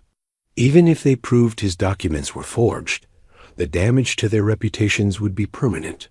"You son of a bitch," Judd said quietly, his voice carrying the kind of controlled violence that had faced down 6 armed men in his yard. Now, Mackenzie, no need for profanity." Earl's satisfaction was evident in every word. "I'm just a concerned father, trying to protect his daughter from a bad situation. Nothing wrong with that. Martinez had heard enough. I'm going to need to to verify these documents before I take any action. That means sending them to Austin for authentication, which will take several days at minimum. Until then, Rose stays where she is. And if the documents prove authentic, then we'll deal with that situation when it arises. Martinez's tone suggested he had serious doubts about the paperwork's legitimacy. But Earl, if I find out you've been manufacturing evidence or suborning perjury, you're going to face charges a lot more serious than anything you're accusing Judd of. Earl collected his forged documents with exaggerated care. I'm not worried about your investigation, Sheriff. Truth has a way of coming out, no matter how much some people try to hide it. After Earl left, the three of them sat in heavy silence. Rose stared at her hands, trying to process the implications of what had just happened. Even if they proved Earl's claims were false, the accusation alone would poison everything she and Judd had built together. He's lying, she said finally, though her voice lacked conviction. About being my father, about the documents, about everything. I know he's lying, Judd replied. Question is whether we can prove it before the damage is done. Martinez pulled out a magnifying glass and examined the birth certificate more closely. This is definitely a forgery, but it's a good one. Professional quality, not something Earl cooked up in his garage. He had help with this, probably paid serious money for it. Who would do something like that? There are people who specialize in false documentation. Usually they serve clients who need new identities for legitimate reasons, witness protection, escaping abusive relationships, that sort of thing. But they'll work for anyone with enough cash and flexible morals. Rose felt something break inside her chest. It doesn't matter if it's fake. The accusation alone will destroy us. People will always wonder, always whisper about what really happened between Judd and me. Not everyone, Judd said firmly. The people who know us, who've seen how we interact, they'll know the truth. Will they? Or will they decide it's easier to believe the worst? Rose's voice was bitter with the wisdom of someone who'd learned early that reputation was fragile and gossip was powerful. Earl's smart. He's not just attacking the facts, he's attacking the story people tell themselves about us. The drive back to the ranch took place in crushing silence. Rose stared out the window at the familiar landscape, seeing it now through the lens of potential loss. If Earl's legal maneuver succeeded, she'd be forced to return to a life of abuse and degradation. If it failed, but the accusation stuck, she'd have to leave anyway to protect Judd from the scandal. Either way, the life they'd been building together was under attack, and she couldn't see a path forward that didn't involve sacrifice and heartbreak. That evening, as they sat at the kitchen table, picking at dinner neither of them wanted, the phone rang. Judd answered it with grim resignation, expecting another round of threats or accusations. Instead, he heard Emma Rodriguez's warm voice on the other end of the line. Judd, I've been hearing some disturbing rumors about Earl Briggs and his claims regarding Rose's parentage. I want you to know that the ladies at church don't believe a word of it. Thank you, Emma. That means more than you know. There's something else. After I heard about Earl's supposed documents, I did some checking of my own. Called my cousin Maria, who works in the county clerk's office in Austin. She's going to look into the birth certificate Earl filed, see if there's any record of it in their system. Judd felt a flicker of hope. What did she say? She said it's highly unusual for someone to discover a birth certificate after 18 years, especially one that contradicts existing records. She's also going to check the original registration from 1982, see if there are any discrepancies. And if there are, then Earl Briggs is going to find himself facing some very serious charges. Emma's voice carried the satisfaction of a woman who'd raised 6 children and had no patience for liars. Fraud, perjury, maybe even extortion, depending on what his real motives are. After hanging up, Judd shared the conversation with Rose, watching hope kindle in her eyes for the first time since Earl's visit to the sheriff's office. You think Emma's cousin will find something? I think Earl Briggs has always been too clever for his own good, Judd replied. And sometimes clever people make mistakes when they're trying too hard to be smart. That night, as Rose prepared for bed, she took out her mother's locket and studied the faded photograph inside. Martha Carter's face looked back at her with love and understanding, as if she were trying to communicate across the divide between life and death. "Help me, Mama," Rose whispered. "Help me find the truth that will set us free." And somewhere in the darkness of her memory, a fragment of conversation surfaced, something her mother had said during one of their last talks together, a comment about important papers hidden where Earl would never think to look. Rose sat up, suddenly her heart racing with possibility. Maybe the truth was closer than any of them realized. Maybe Martha Carter had left behind more than just recipes and memories. Maybe she'd left behind the evidence that would destroy Earl Briggs once and for all. Rose's mother's diary lay hidden beneath a loose floorboard in what had once been Martha Carter's sewing room, wrapped in oilcloth and sealed against time and moisture. Rose found it exactly where memory had whispered. It might be under the corner board that creaked when stepped on, the one her mother had always avoided during her midnight walks around their tiny house. The leather-bound book felt sacred in Rose's hands as she unwrapped it carefully, Judd and Sheriff Martinez watching in respectful silence. 3 days had passed since Earl's bombshell accusations. 3 days of legal maneuvering and community gossip that had tested everyone's faith in truth and justice. Now, with the custody hearings scheduled for the following morning, they were down to their last chance to expose Earl's lies. "She told me once that some secrets were too important to speak aloud," Rose said softly, opening the diary to reveal pages of Martha's careful handwriting. "Said a woman needed to keep a record of truth for those who came after her." The entries began in 1981, when Martha was 19 and working at the diner in Willow Creek. They painted a picture of a young woman struggling to support herself while caring for an ailing grandmother, determined to build something better than the poverty that had defined her childhood. March 15, 1981, Rose read aloud, her voice steady despite the emotion in the words. "James came by the diner again today. Makes me nervous the way he looks at me, like I'm something precious instead of just another waitress. Told him I don't date customers, but he said he'd stop being a customer if that's what it took. Made me laugh despite myself." Judd found himself smiling at the young romance documented in Martha's careful script. Here was proof of the love story Rose had always believed in, recorded in intimate detail by the woman who'd lived it. April 3, 1981, Rose continued. "James proposed today, right there in the diner during the lunch rush. Got down on one knee, in front of God and everybody, said he didn't care if the whole world watched him make a fool of himself for love. Said yes before I could think of all the reasons why it might not work." The entries chronicled a whirlwind courtship and marriage, followed by the joy of pregnancy and the birth of a daughter they named Rose Elizabeth Carter. James emerged from the pages as a devoted husband and father, working construction to support his family while dreaming of starting his own business. September 10, 1985, Rose read, her voice catching slightly. "Lost James today. Accident at the construction site, scaffolding collapse.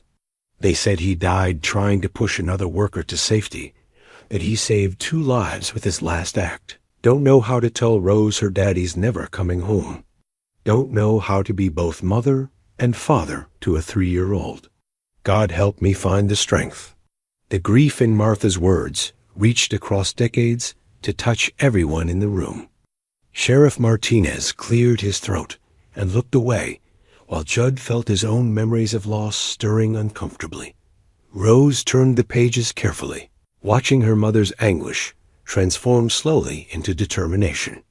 Martha had worked multiple jobs to keep their small apartment, had sacrificed everything to ensure her daughter had food, clothes, and hope for the future. The diary documented years of struggle, but also years of deep love between mother and daughter. June 12, 1997, Rose continued, reaching the entries that would matter most for the legal battle ahead. Earl Briggs has been coming around the diner more often, always sitting in my section, always leaving big tips he can't afford. Makes me uncomfortable the way he stares, like he's calculating something. Heard from other women he's got a mean streak when he drinks. Martinez leaned forward, understanding the significance of dated entries that contradicted Earl's claims about their relationship. August 3, 1997. Earl cornered me after closing tonight. Said he's been watching me and Rose. Said we need a man to take care of us properly. Told him we're doing fine on our own, but he just laughed. Said a woman like me couldn't afford to be too choosy, that Rose needed a father figure whether I wanted to admit it or not. The pattern that emerged from Martha's diary was clear and damning. Earl Briggs had pursued her relentlessly, wearing down her resistance through a combination of persistence, manipulation, and veiled threats. He'd presented himself as Rose's savior while systematically isolating Martha from friends and community support. December 15, 1997. Married Earl today at the courthouse. Not because I love him, but because he threatened to call social services if I didn't. Said he had friends who could make trouble for a single mother with no family support. God forgive me. I chose security over love. Hope Rose will understand someday that everything I do is to protect her. Rose's hands trembled as she read her mother's confession. The marriage she'd always resented as a betrayal of her father's memory had actually been Martha's desperate attempt to shield her daughter from the system that could have separated them forever. The entries get darker after the marriage, Rose said, skipping ahead through pages that documented Earl's escalating abuse. She writes about his drinking, his temper, the way he resented any attention she paid to me. But she also writes about hiding money, making plans for our escape. April 20th, 2023. Rose read from one of the final entries. Earl's getting worse. Hits me now when he thinks Rose isn't watching, though I see the knowledge in her eyes. She's old enough to understand what's happening, brave enough to try protecting. Me, have to get her away from here before he destroys her spirit like he's destroyed mine. May 1st, 2023. Visited Dr. Henderson today about the pain in my chest. Cancer, he says. Maybe 6 months if I'm lucky. Can't tell Earl he'd see it as weakness to exploit. Have to use the time I have left to secure Rose's future, to make sure. She has options when I'm gone. The final entries revealed Martha's desperate race against time, her attempts to prepare Rose for independence while hiding her illness from Earl. She'd hidden money in Rose's school books, copied important documents, even reached out to distant relatives who might offer sanctuary. May 15th, 2023. Last entry. Getting too weak to write regularly. Hidden this diary where Earl will never find it, along with copies of Rose's real birth certificate and other important papers. If something happens to me, I pray she'll remember what I told her about the loose floorboard. Earl's been talking about straightening her out, when I'm gone, about teaching her proper respect, over my dead body. The room fell silent as Rose closed the diary, its evidence more powerful than any legal document Earl could forge. Here was proof not just of Rose's true parentage, but of Earl's systematic abuse and manipulation spanning decades. There's more, Rose said quietly, reaching into the hiding place to retrieve a manila envelope. Inside were copies of her original birth certificate listing James Carter as her father, hospital records from her birth, even photographs of James holding his newborn daughter. Earl never legally adopted you, Martinez observed, studying the documentation. He had no parental rights beyond those Martha granted him through marriage. And since you're 18, even those rights have expired. But the diary contained something even more valuable than proof of Earl's lies. It contained evidence of his crimes. Martha had documented each instance of abuse in careful detail, creating a record that could put Earl Briggs behind bars for years. She was building a case, Judd realized, reading over Martinez's shoulder, collecting evidence for the day when she'd be strong enough to fight back. Or for the day when Rose would need to fight for herself, Martinez added grimly. Martha, Carter may have been trapped, but she made sure her daughter wouldn't be. The phone rang, interrupting their examination of Martha's evidence. Emma Rodriguez's voice crackled through the speaker, excited and urgent. Maria found something in the county records, Emma reported. A birth certificate Earl filed doesn't exist in the official database. It's a complete fabrication, and Maria has documentation proving it. She's also found the original records from 1982 that list James Carter as Rose's father. That's wonderful news, Martinez said.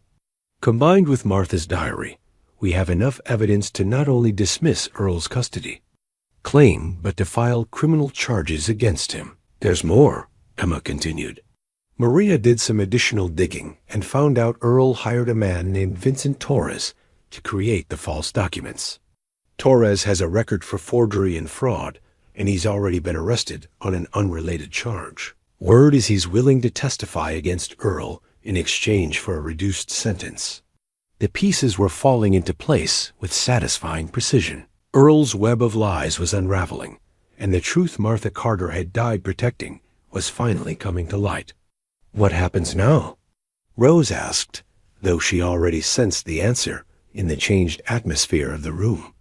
Now we prepare for tomorrow's hearing, Martinez replied. But instead of defending against Earl's accusations, we'll be presenting evidence of his crimes. The custody issue becomes moot when the person claiming parental rights is facing felony charges. That evening, as Judd and Rose sat on the front porch, watching the sunset paint the sky in shades of gold and crimson, they felt the weight of the past months settling into something approaching peace. The battle wasn't over yet, but victory seemed certain for the first time since Earl's threats had begun. Your mother saved you one last time, Judd observed, thinking about Martha's courage in documenting Earl's abuse despite the personal risk. She saved both of us, Rose replied. Because if Earl had succeeded in his lies, it would have destroyed not just me, but everything we've built together. Judd reached over and took her hand, this girl who'd become his daughter in every way that mattered. Tomorrow we make it official. Legal adoption papers. Your name changed to Rose Mackenzie if you want it. No one will ever be able to question your place in this family again. Rose Mackenzie, she said softly, testing the sound of it. I like that. I like it very much. As night settled over the ranch, both of them understood that they stood on the threshold of a new beginning. The custody hearing would be a formality now, Earl's downfall a foregone conclusion. What mattered was the future they'd built together, rancher and daughter, family by choice rather than blood, bound by love stronger than any legal document. The truth, as Martha Carter had always believed, had finally set them free. Judge Harrison's gavel felt heavy in his weathered hands as he surveyed the packed courtroom. News of the custody hearing had spread throughout Willow Creek like wildfire, drawing supporters and skeptics in equal measure. On one side sat Earl, Briggs with his court-appointed attorney, looking confident despite the previous day's revelations. On the other side, Rose and Judd flanked their lawyer, Martha's diary and supporting documents arranged on the table like instruments of justice. This court is now in session, Judge Harrison announced, his voice carrying the authority of 30 years on the bench. We're here to determine the matter of custody and guardianship regarding Rose Elizabeth Carter, an 18-year-old woman whose living arrangements have become the subject of legal dispute. Earl's attorney, a young public defender named Collins, who'd drawn the short straw, stood to present his case first. Despite the evidence that had surfaced the previous day, he was obligated to argue Earl's position as vigorously as possible. Your Honor, my client Earl Briggs is the legal stepfather and alleged biological father of Rose Carter. He's presenting. documentation that establishes his parental rights and his legitimate concern for Miss Carter's welfare while living in an unsupervised arrangement with an unrelated older man. The words fell flat in the courtroom atmosphere, and Collins himself seemed to lack conviction. He presented Earl's forged birth certificate with visible reluctance, knowing it would be challenged immediately. Sheriff Martinez took the stand first for the prosecution, his testimony methodical and damning. He described finding Rose chained to the cottonwood tree, documented her injuries with photographs that made several spectators gasp, and detailed Earl's pattern of threats and intimidation. In my professional opinion, Martinez concluded, Earl Briggs represents a clear and present danger to Miss Carter's physical and emotional well-being. His actions constitute aggravated assault, false imprisonment, and ongoing harassment. Earl shifted uncomfortably in his chair, his earlier confidence beginning to crack. The reality of his situation was becoming apparent even to him. This wasn't just a custody dispute anymore. It was a criminal proceeding that could send him to prison. For years, when Earl took the stand to present his side of the story, his testimony crumbled under cross-examination. Rose's attorney, a sharp woman named Patricia Wells, who'd volunteered her services pro bono, systematically dismantled his claims with surgical precision. Mr. Briggs, you claim to be Rose's biological father, yet you've produced no evidence of this relationship prior to last week. Can you explain why? Like I said, I found the birth certificate among Martha's things. She kept it hidden because she was ashamed of the circumstances. Yes, you mentioned that. Wells consulted her notes. Tell me, Mr. Briggs, if you believed Rose was your biological daughter, why did you chain her to a tree like an animal? Earl's face flushed red. That was discipline. The girl was out of line, needed to learn some respect. You consider chaining a young woman to a tree in 100-degree heat to be appropriate discipline? She was being rebellious, asking questions about things that weren't her business, such as her deceased mother's jewelry, which you'd sold without her knowledge or consent. The questions continued relentlessly, each one exposing another layer of Earl's cruelty and deception. His story changed multiple times under pressure, contradicting himself and revealing the lies beneath his practiced explanations. Mr. Briggs, are you familiar with a man named Vincent Torres? Earl went very still. Never heard of him. That's interesting, because Mr. Torres has provided a sworn statement that you paid him $5,000 to create false documentation claiming to be Rose's birth certificate. He's also provided copies of the check you wrote him, along with detailed descriptions of your conversations. The courtroom erupted in murmurs as Earl's face went white. His attorney leaned over to whisper urgently in his ear, but Earl was beyond listening to legal advice. That's a lie, he shouted, half rising from his chair. Torres is a criminal. You can't believe anything he says. Yet you claim never to have heard of him, Wells observed calmly. How do you know Mr. Torres is a criminal if you've never met him? Earl's mouth opened and closed like a fish gasping for air. He'd been caught in his own contradictions, trapped by his inability to keep his lies consistent under pressure. Mr. Briggs, Judge Harrison interjected, his voice carrying warning. I suggest you consult with your attorney before answering any more questions. But Earl was beyond rational thought now, driven by the same rage that had fueled his abuse of Martha. And Rose, this is all a setup. That girl's been lying about me from the beginning, turning people against me with her sob stories and crocodile tears. Are you saying Miss Carter lied about being chained to a tree? I'm saying she deserved whatever punishment she got. Martha spoiled her rotten, filled her head with ideas about independence and education. Someone had to teach her proper respect for authority. The admission hung in the courtroom air like poison gas. Earl had just confessed to the abuse he'd been denying, destroyed his own credibility with his uncontrolled outburst. Judge Harrison's expression had gone from stern to thunderous. Mr. Briggs, you're admitting to aggravated assault in my courtroom? Earl finally seemed to realize what he'd said, but it was too late to take back words that had been heard by dozens of witnesses. I was disciplining my stepdaughter. You were torturing a young woman who'd committed no crime beyond asking about her mother's belongings. Harrison's voice cut through Earl's protests like a blade. Mr. Collins, I strongly suggest you advise your client to remain silent before he incriminates himself further. A young public defender looked like he wanted to crawl under his table. Earl's case had gone from weak to catastrophic in the space of 10 minutes, and there was nothing Collins could do to salvage it. When Rose took the stand to tell her side of the story, her composure and dignity provided a stark contrast to Earl's emotional breakdown. She spoke quietly but clearly about years of abuse, about her mother's attempts to protect her, about the day Judd Mackenzie had saved her from dying chained to a tree.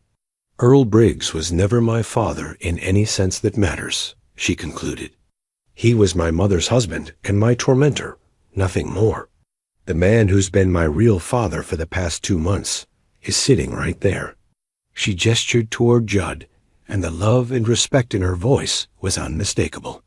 He's taught me about dignity, about strength, about what it means to be part of a real family. He's never asked for anything in return, except that I be true to myself and honor my mother's memory.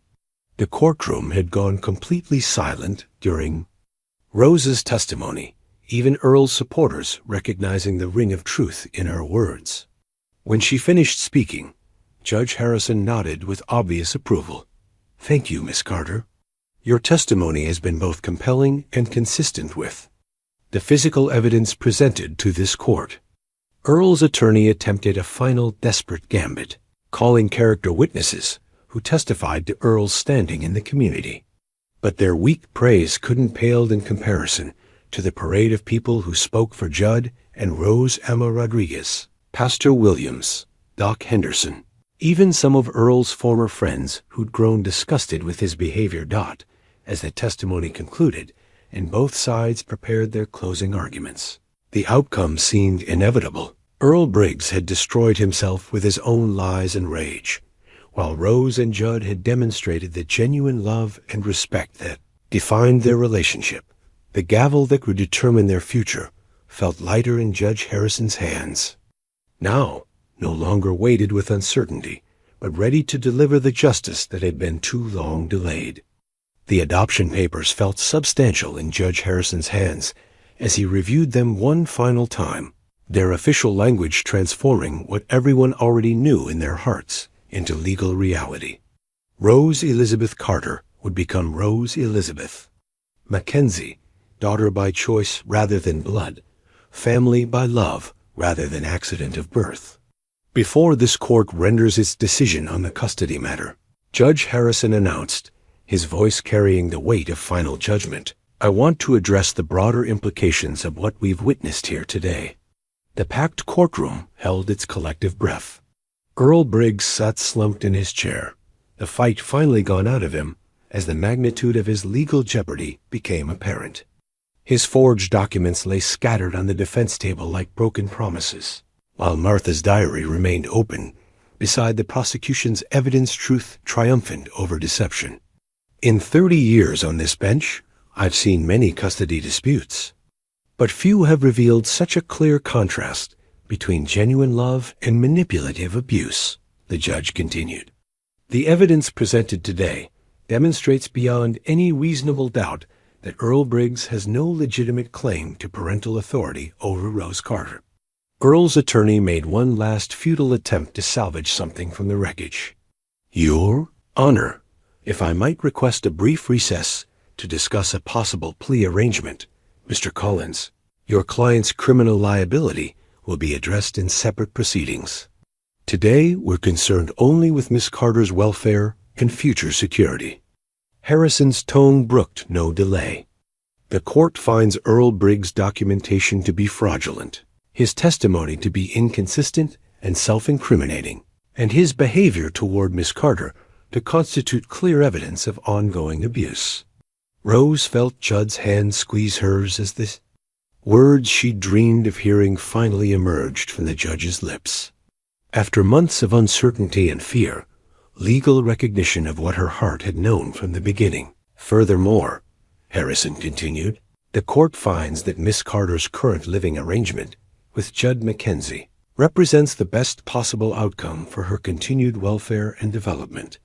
Mr. Mackenzie has demonstrated exceptional character, responsibility, and genuine paternal concern for Miss Carter's well-being. The judge paused, looking directly at Rose and Judd with something approaching paternal approval. It's rare to see such clear evidence of family bonds formed through choice rather than biology. The love and mutual respect evident between you, too, reminds this court why we consider the best interests of the child, even an adult child, to be paramount in these proceedings. Sheriff Martinez stepped forward with a set of handcuffs, having waded through the custody hearing to execute the arrest warrant for Earl Briggs. The charges were extensive: aggravated assault, false imprisonment, fraud, perjury, and conspiracy to commit fraud. Earl Briggs, you're under arrest, Martinez announced with professional satisfaction. You have the right to remain silent, though. You've already waived that right quite thoroughly. Earl offered no resistance as the handcuffs clicked into place. The fight had gone out of him completely, replaced by the hollow expression of a man who'd finally faced consequences for years of cruelty and deception. Before Mr. Briggs is removed from my courtroom, Judge Harrison said, his voice carrying the moral authority of his position, I want him to understand something. You had the opportunity to be a positive influence in Miss Carter's life. Instead, you chose to abuse, terrorize, and attempt to defraud both her and this court. Your actions have earned you not just legal consequences, but the lasting contempt of everyone who's witnessed your behavior. Earl was led away in handcuffs, his departure marking the end of Rose's nightmare and the beginning of her official life as a Mackenzie. The courtroom erupted in applause as Judge Harrison signed the adoption papers with ceremonial flourish. Congratulations, Rose Mackenzie, the judge said warmly, handing her the official documents. May your new family bring you all the love and stability you deserve. Rose stood to accept the papers, tears streaming down her face as the reality of her transformation hit home. She was no longer Rose Carter, victim of Earl Briggs' cruelty. She was Rose Mackenzie, daughter of a man who'd seen past her damage to the strength beneath. Judd rose beside her, his own eyes bright with emotion as he embraced his newly official daughter. Welcome to the family, officially this time. Thank you, Dad, Rose whispered, the word feeling natural and right on her lips for the first time since her biological father's death 15 years earlier. The courtroom celebration continued as friends and supporters surrounded them with congratulations and relief. Emma Rodriguez led the impromptu reception, producing homemade cookies from seemingly nowhere and organizing impromptu hugs for everyone within reach. Martha would be so proud, Emma told Rose, tears in her eyes. She fought so hard to protect you, and now look, you've got the family she always wanted you to have. Pastor Williams offered a prayer of thanksgiving that reduced half the congregation to tears, while Doc Henderson grumbled about dusty courtrooms to explain his own emotional response. Even some of Earl's former supporters approached to offer awkward apologies and tentative congratulations. Outside the courthouse, Rose and Judd posed for photographs that would commemorate this day forever. The late afternoon sun painted everything in golden light, as if nature itself was celebrating their legal victory and emotional triumph. What happens now? Rose asked as they walked toward Judd's truck, adoption papers safely tucked in her purse beside her mother's locket. Now we go home, Judd replied simply. We finish planning next year's garden. We work on expanding the ranch operation. We build the life we've been dreaming about. The only difference is that now it's official. But they both knew it was more than that. The legal adoption represented security Rose had never known, protection from anyone who might try to separate them in the future. It meant college funds and inheritance rights. But more importantly, it meant belonging without reservation or condition. As they drove through the gates of the Double J Ranch, Rose thought about all the changes that had brought her to this moment. 6 months ago, she'd been a frightened girl with no future beyond survival. Now she was the daughter of a respected rancher, a young woman with prospects and possibilities stretching as far as the Texas horizon. "I want to visit Mama's grave," Rose said as they approached the house. "Tell her what happened today. Let her know Earl can never hurt anyone again." "We'll go tomorrow," Judd promised. "Take some of those roses from Sarah's garden, the ones your mother always admired when she'd drive past the ranch." That evening, they celebrated with a quiet dinner featuring all of Rose's mother's recipes, the Sunday biscuits that had started their tradition of shared meals, the cream gravy that turned simple ingredients into comfort food, the apple pie that had won blue ribbons at county fairs before Earl's abuse had stolen Martha's joy in cooking. "To Martha Carter," Judd said, raising his coffee cup in toast, "who raised a daughter worthy of pride and left behind love strong enough to transcend death itself." "To Sarah Mackenzie," Rose replied, touching her own cup to his, "who taught her husband how to love again and left behind a legacy of grace that made room for one more at the family table." They drank to the women who'd shaped their capacity, for love whose influence had made this moment possible despite their physical absence. In the candlelight of the kitchen, where they'd shared so many meals and conversations, father and daughter officially recognized what their hearts had known for months. They were family, now and always, bound by choice and certified by law, strong enough to weather whatever storms the future might bring. 6 months had passed since the adoption papers made Rose officially a Mackenzie, and the Double J Ranch hummed with the energy of new possibilities. The family portrait on Judd's desk captured a moment of pure joy, father and daughter standing beside the renovated garden gate, their faces bright with shared accomplishment and mutual affection. It had replaced the old photograph of just Judd and Sarah, not erasing the past, but expanding it to include the future they were building together. Spring had arrived early, breaking the drought that had plagued them for 2 years and bringing with it a sense of renewal that extended far beyond the greening pastures. Rose's market garden was flourishing under the Texas sun, neat rows of vegetables and herbs that would supply restaurants in Austin and the local farmers market. What had begun as a desperate attempt to diversify income had evolved into a thriving business that showcased both Rose's natural talent and Judd's patient mentorship. "The restaurant in Austin wants to double their order for next week," Rose announced, looking up from the ledger where she tracked their growing commercial success. At 19, she developed into a formidable businesswoman, combining her mother's practical wisdom with her adoptive father's methodical approach to ranch management. "Can we handle that much volume?" Judd asked, though he already knew the answer. They'd expanded the operation twice since the previous fall, adding greenhouse space and hired help to meet the demand for their organically grown produce, already planned for it. "Miguel and his crew can handle the harvesting, and I've got the delivery schedule worked out to maximize freshness." Rose's confidence was evident in every word. The frightened girl who'd been chained to a cottonwood tree transformed into a young woman who faced challenges with determination rather than fear, a transformation extended beyond business success. Rose had enrolled in college courses through the local community college, studying agricultural science and business management with the goal of eventually earning a degree from Texas A&M. Her professors spoke highly of her work ethic and natural intelligence, though none of them knew the remarkable journey that had brought her to their classrooms.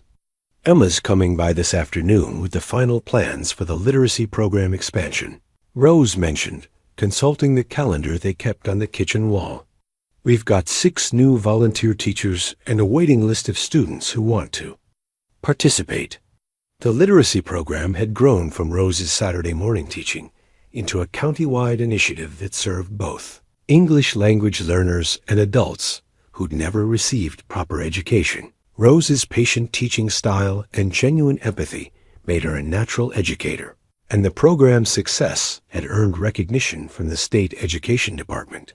"Your mother would be proud," Judd observed, watching Rose organize papers with the same methodical care Martha had brought to everything she touched. She always said education was the key to breaking free from poverty and abuse.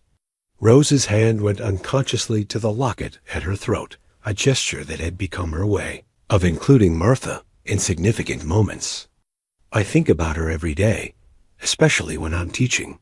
Sometimes I feel like she's guiding my hands, helping me find the right words to reach someone who's struggling." That afternoon, as they walked the fence line that had become their traditional time for serious conversation, Rose brought up a subject that had been weighing on her mind for weeks. "I've been thinking about Earl," she said quietly, her voice steady despite the painful subject. "About visiting him in prison." Judd stopped walking, studying her face with concern. Earl Briggs had been sentenced to 8 years for his various crimes and good riddance as far as Judd was concerned. The idea of Rose voluntarily exposing herself to the man who'd tormented her seemed both unnecessary and potentially harmful. "Why would you want to do that?" Rose considered her answer carefully, the way she'd learned to approach difficult decisions. "Because I think I need to forgive him, not for his sake, but for mine. Mama always said that carrying hatred was like drinking poison and expecting the other person to die." The wisdom was pure Martha Carter, filtered through years of suffering, but never allowing bitterness to triumph over grace. Judd recognized the strength it took to consider forgiveness, the courage required to face past trauma in service of future healing. "If that's what you need to do, I'll support you," he said finally. "But I'll be going with you, and we leave the moment you feel uncomfortable." "Thank you, Dad." The word still carried special weight when Rose used it, a reminder of the family they'd chosen to create together. "I don't know if I'll actually be able to go through with it, but I want to have the option." They completed their walk in comfortable silence.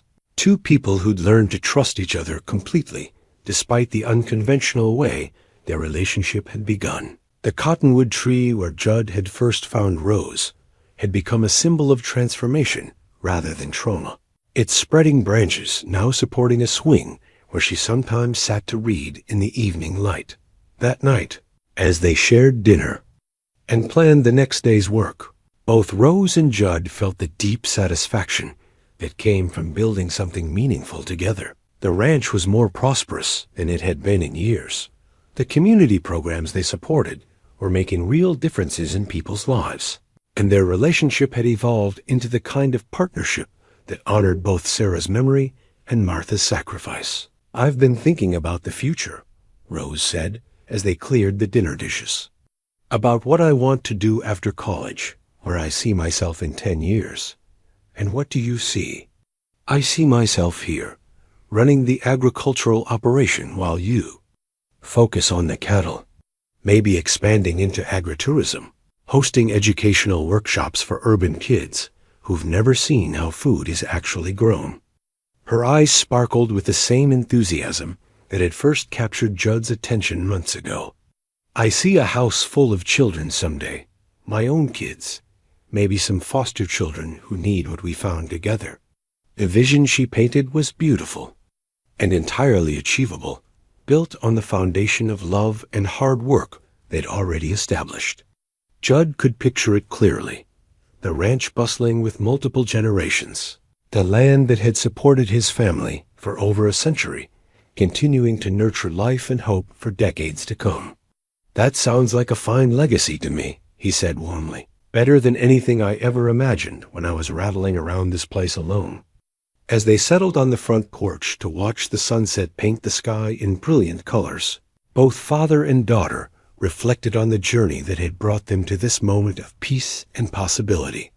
The spring air carried the scent of growing things, the sound of cattle settling for the night, the promise of good seasons ahead. "Do you ever regret it?" Rose asked softly. "Taking in a stranger? Getting involved in someone else's troubles? Judd looked at his daughter, for that's what she was, as surely as if she'd been born to him, and smiled with complete certainty. Never. Not for a single moment. You didn't just save me from loneliness, Rose. You saved me from becoming someone I wouldn't have been able to live with. What do you mean? I was turning into a bitter old man, nursing my grief like it was the only thing I had left of Sarah. You reminded me that love isn't diminished by sharing it. It's multiplied. Sarah would have loved you instantly, probably would have adopted you herself if she'd been the one to find you chained to that tree. Rose leaned against his shoulder, watching the first stars appear in the darkening sky. I think our mothers are proud of us, don't you? Proud of the family we built from the pieces of our broken hearts. I think they're more than proud, Judd replied, his arm tightening around his daughter. I think they're smiling down on us, knowing that love really is stronger than loss, that hope really can triumph over despair. The photograph on Judd's desk captured only a moment, but the life it represented stretched forward into a future bright with promise. A rancher and his daughter, a family forged in crisis and strengthened by choice, ready to face whatever tomorrow might bring with courage learned from the women who'd loved them first and last and always.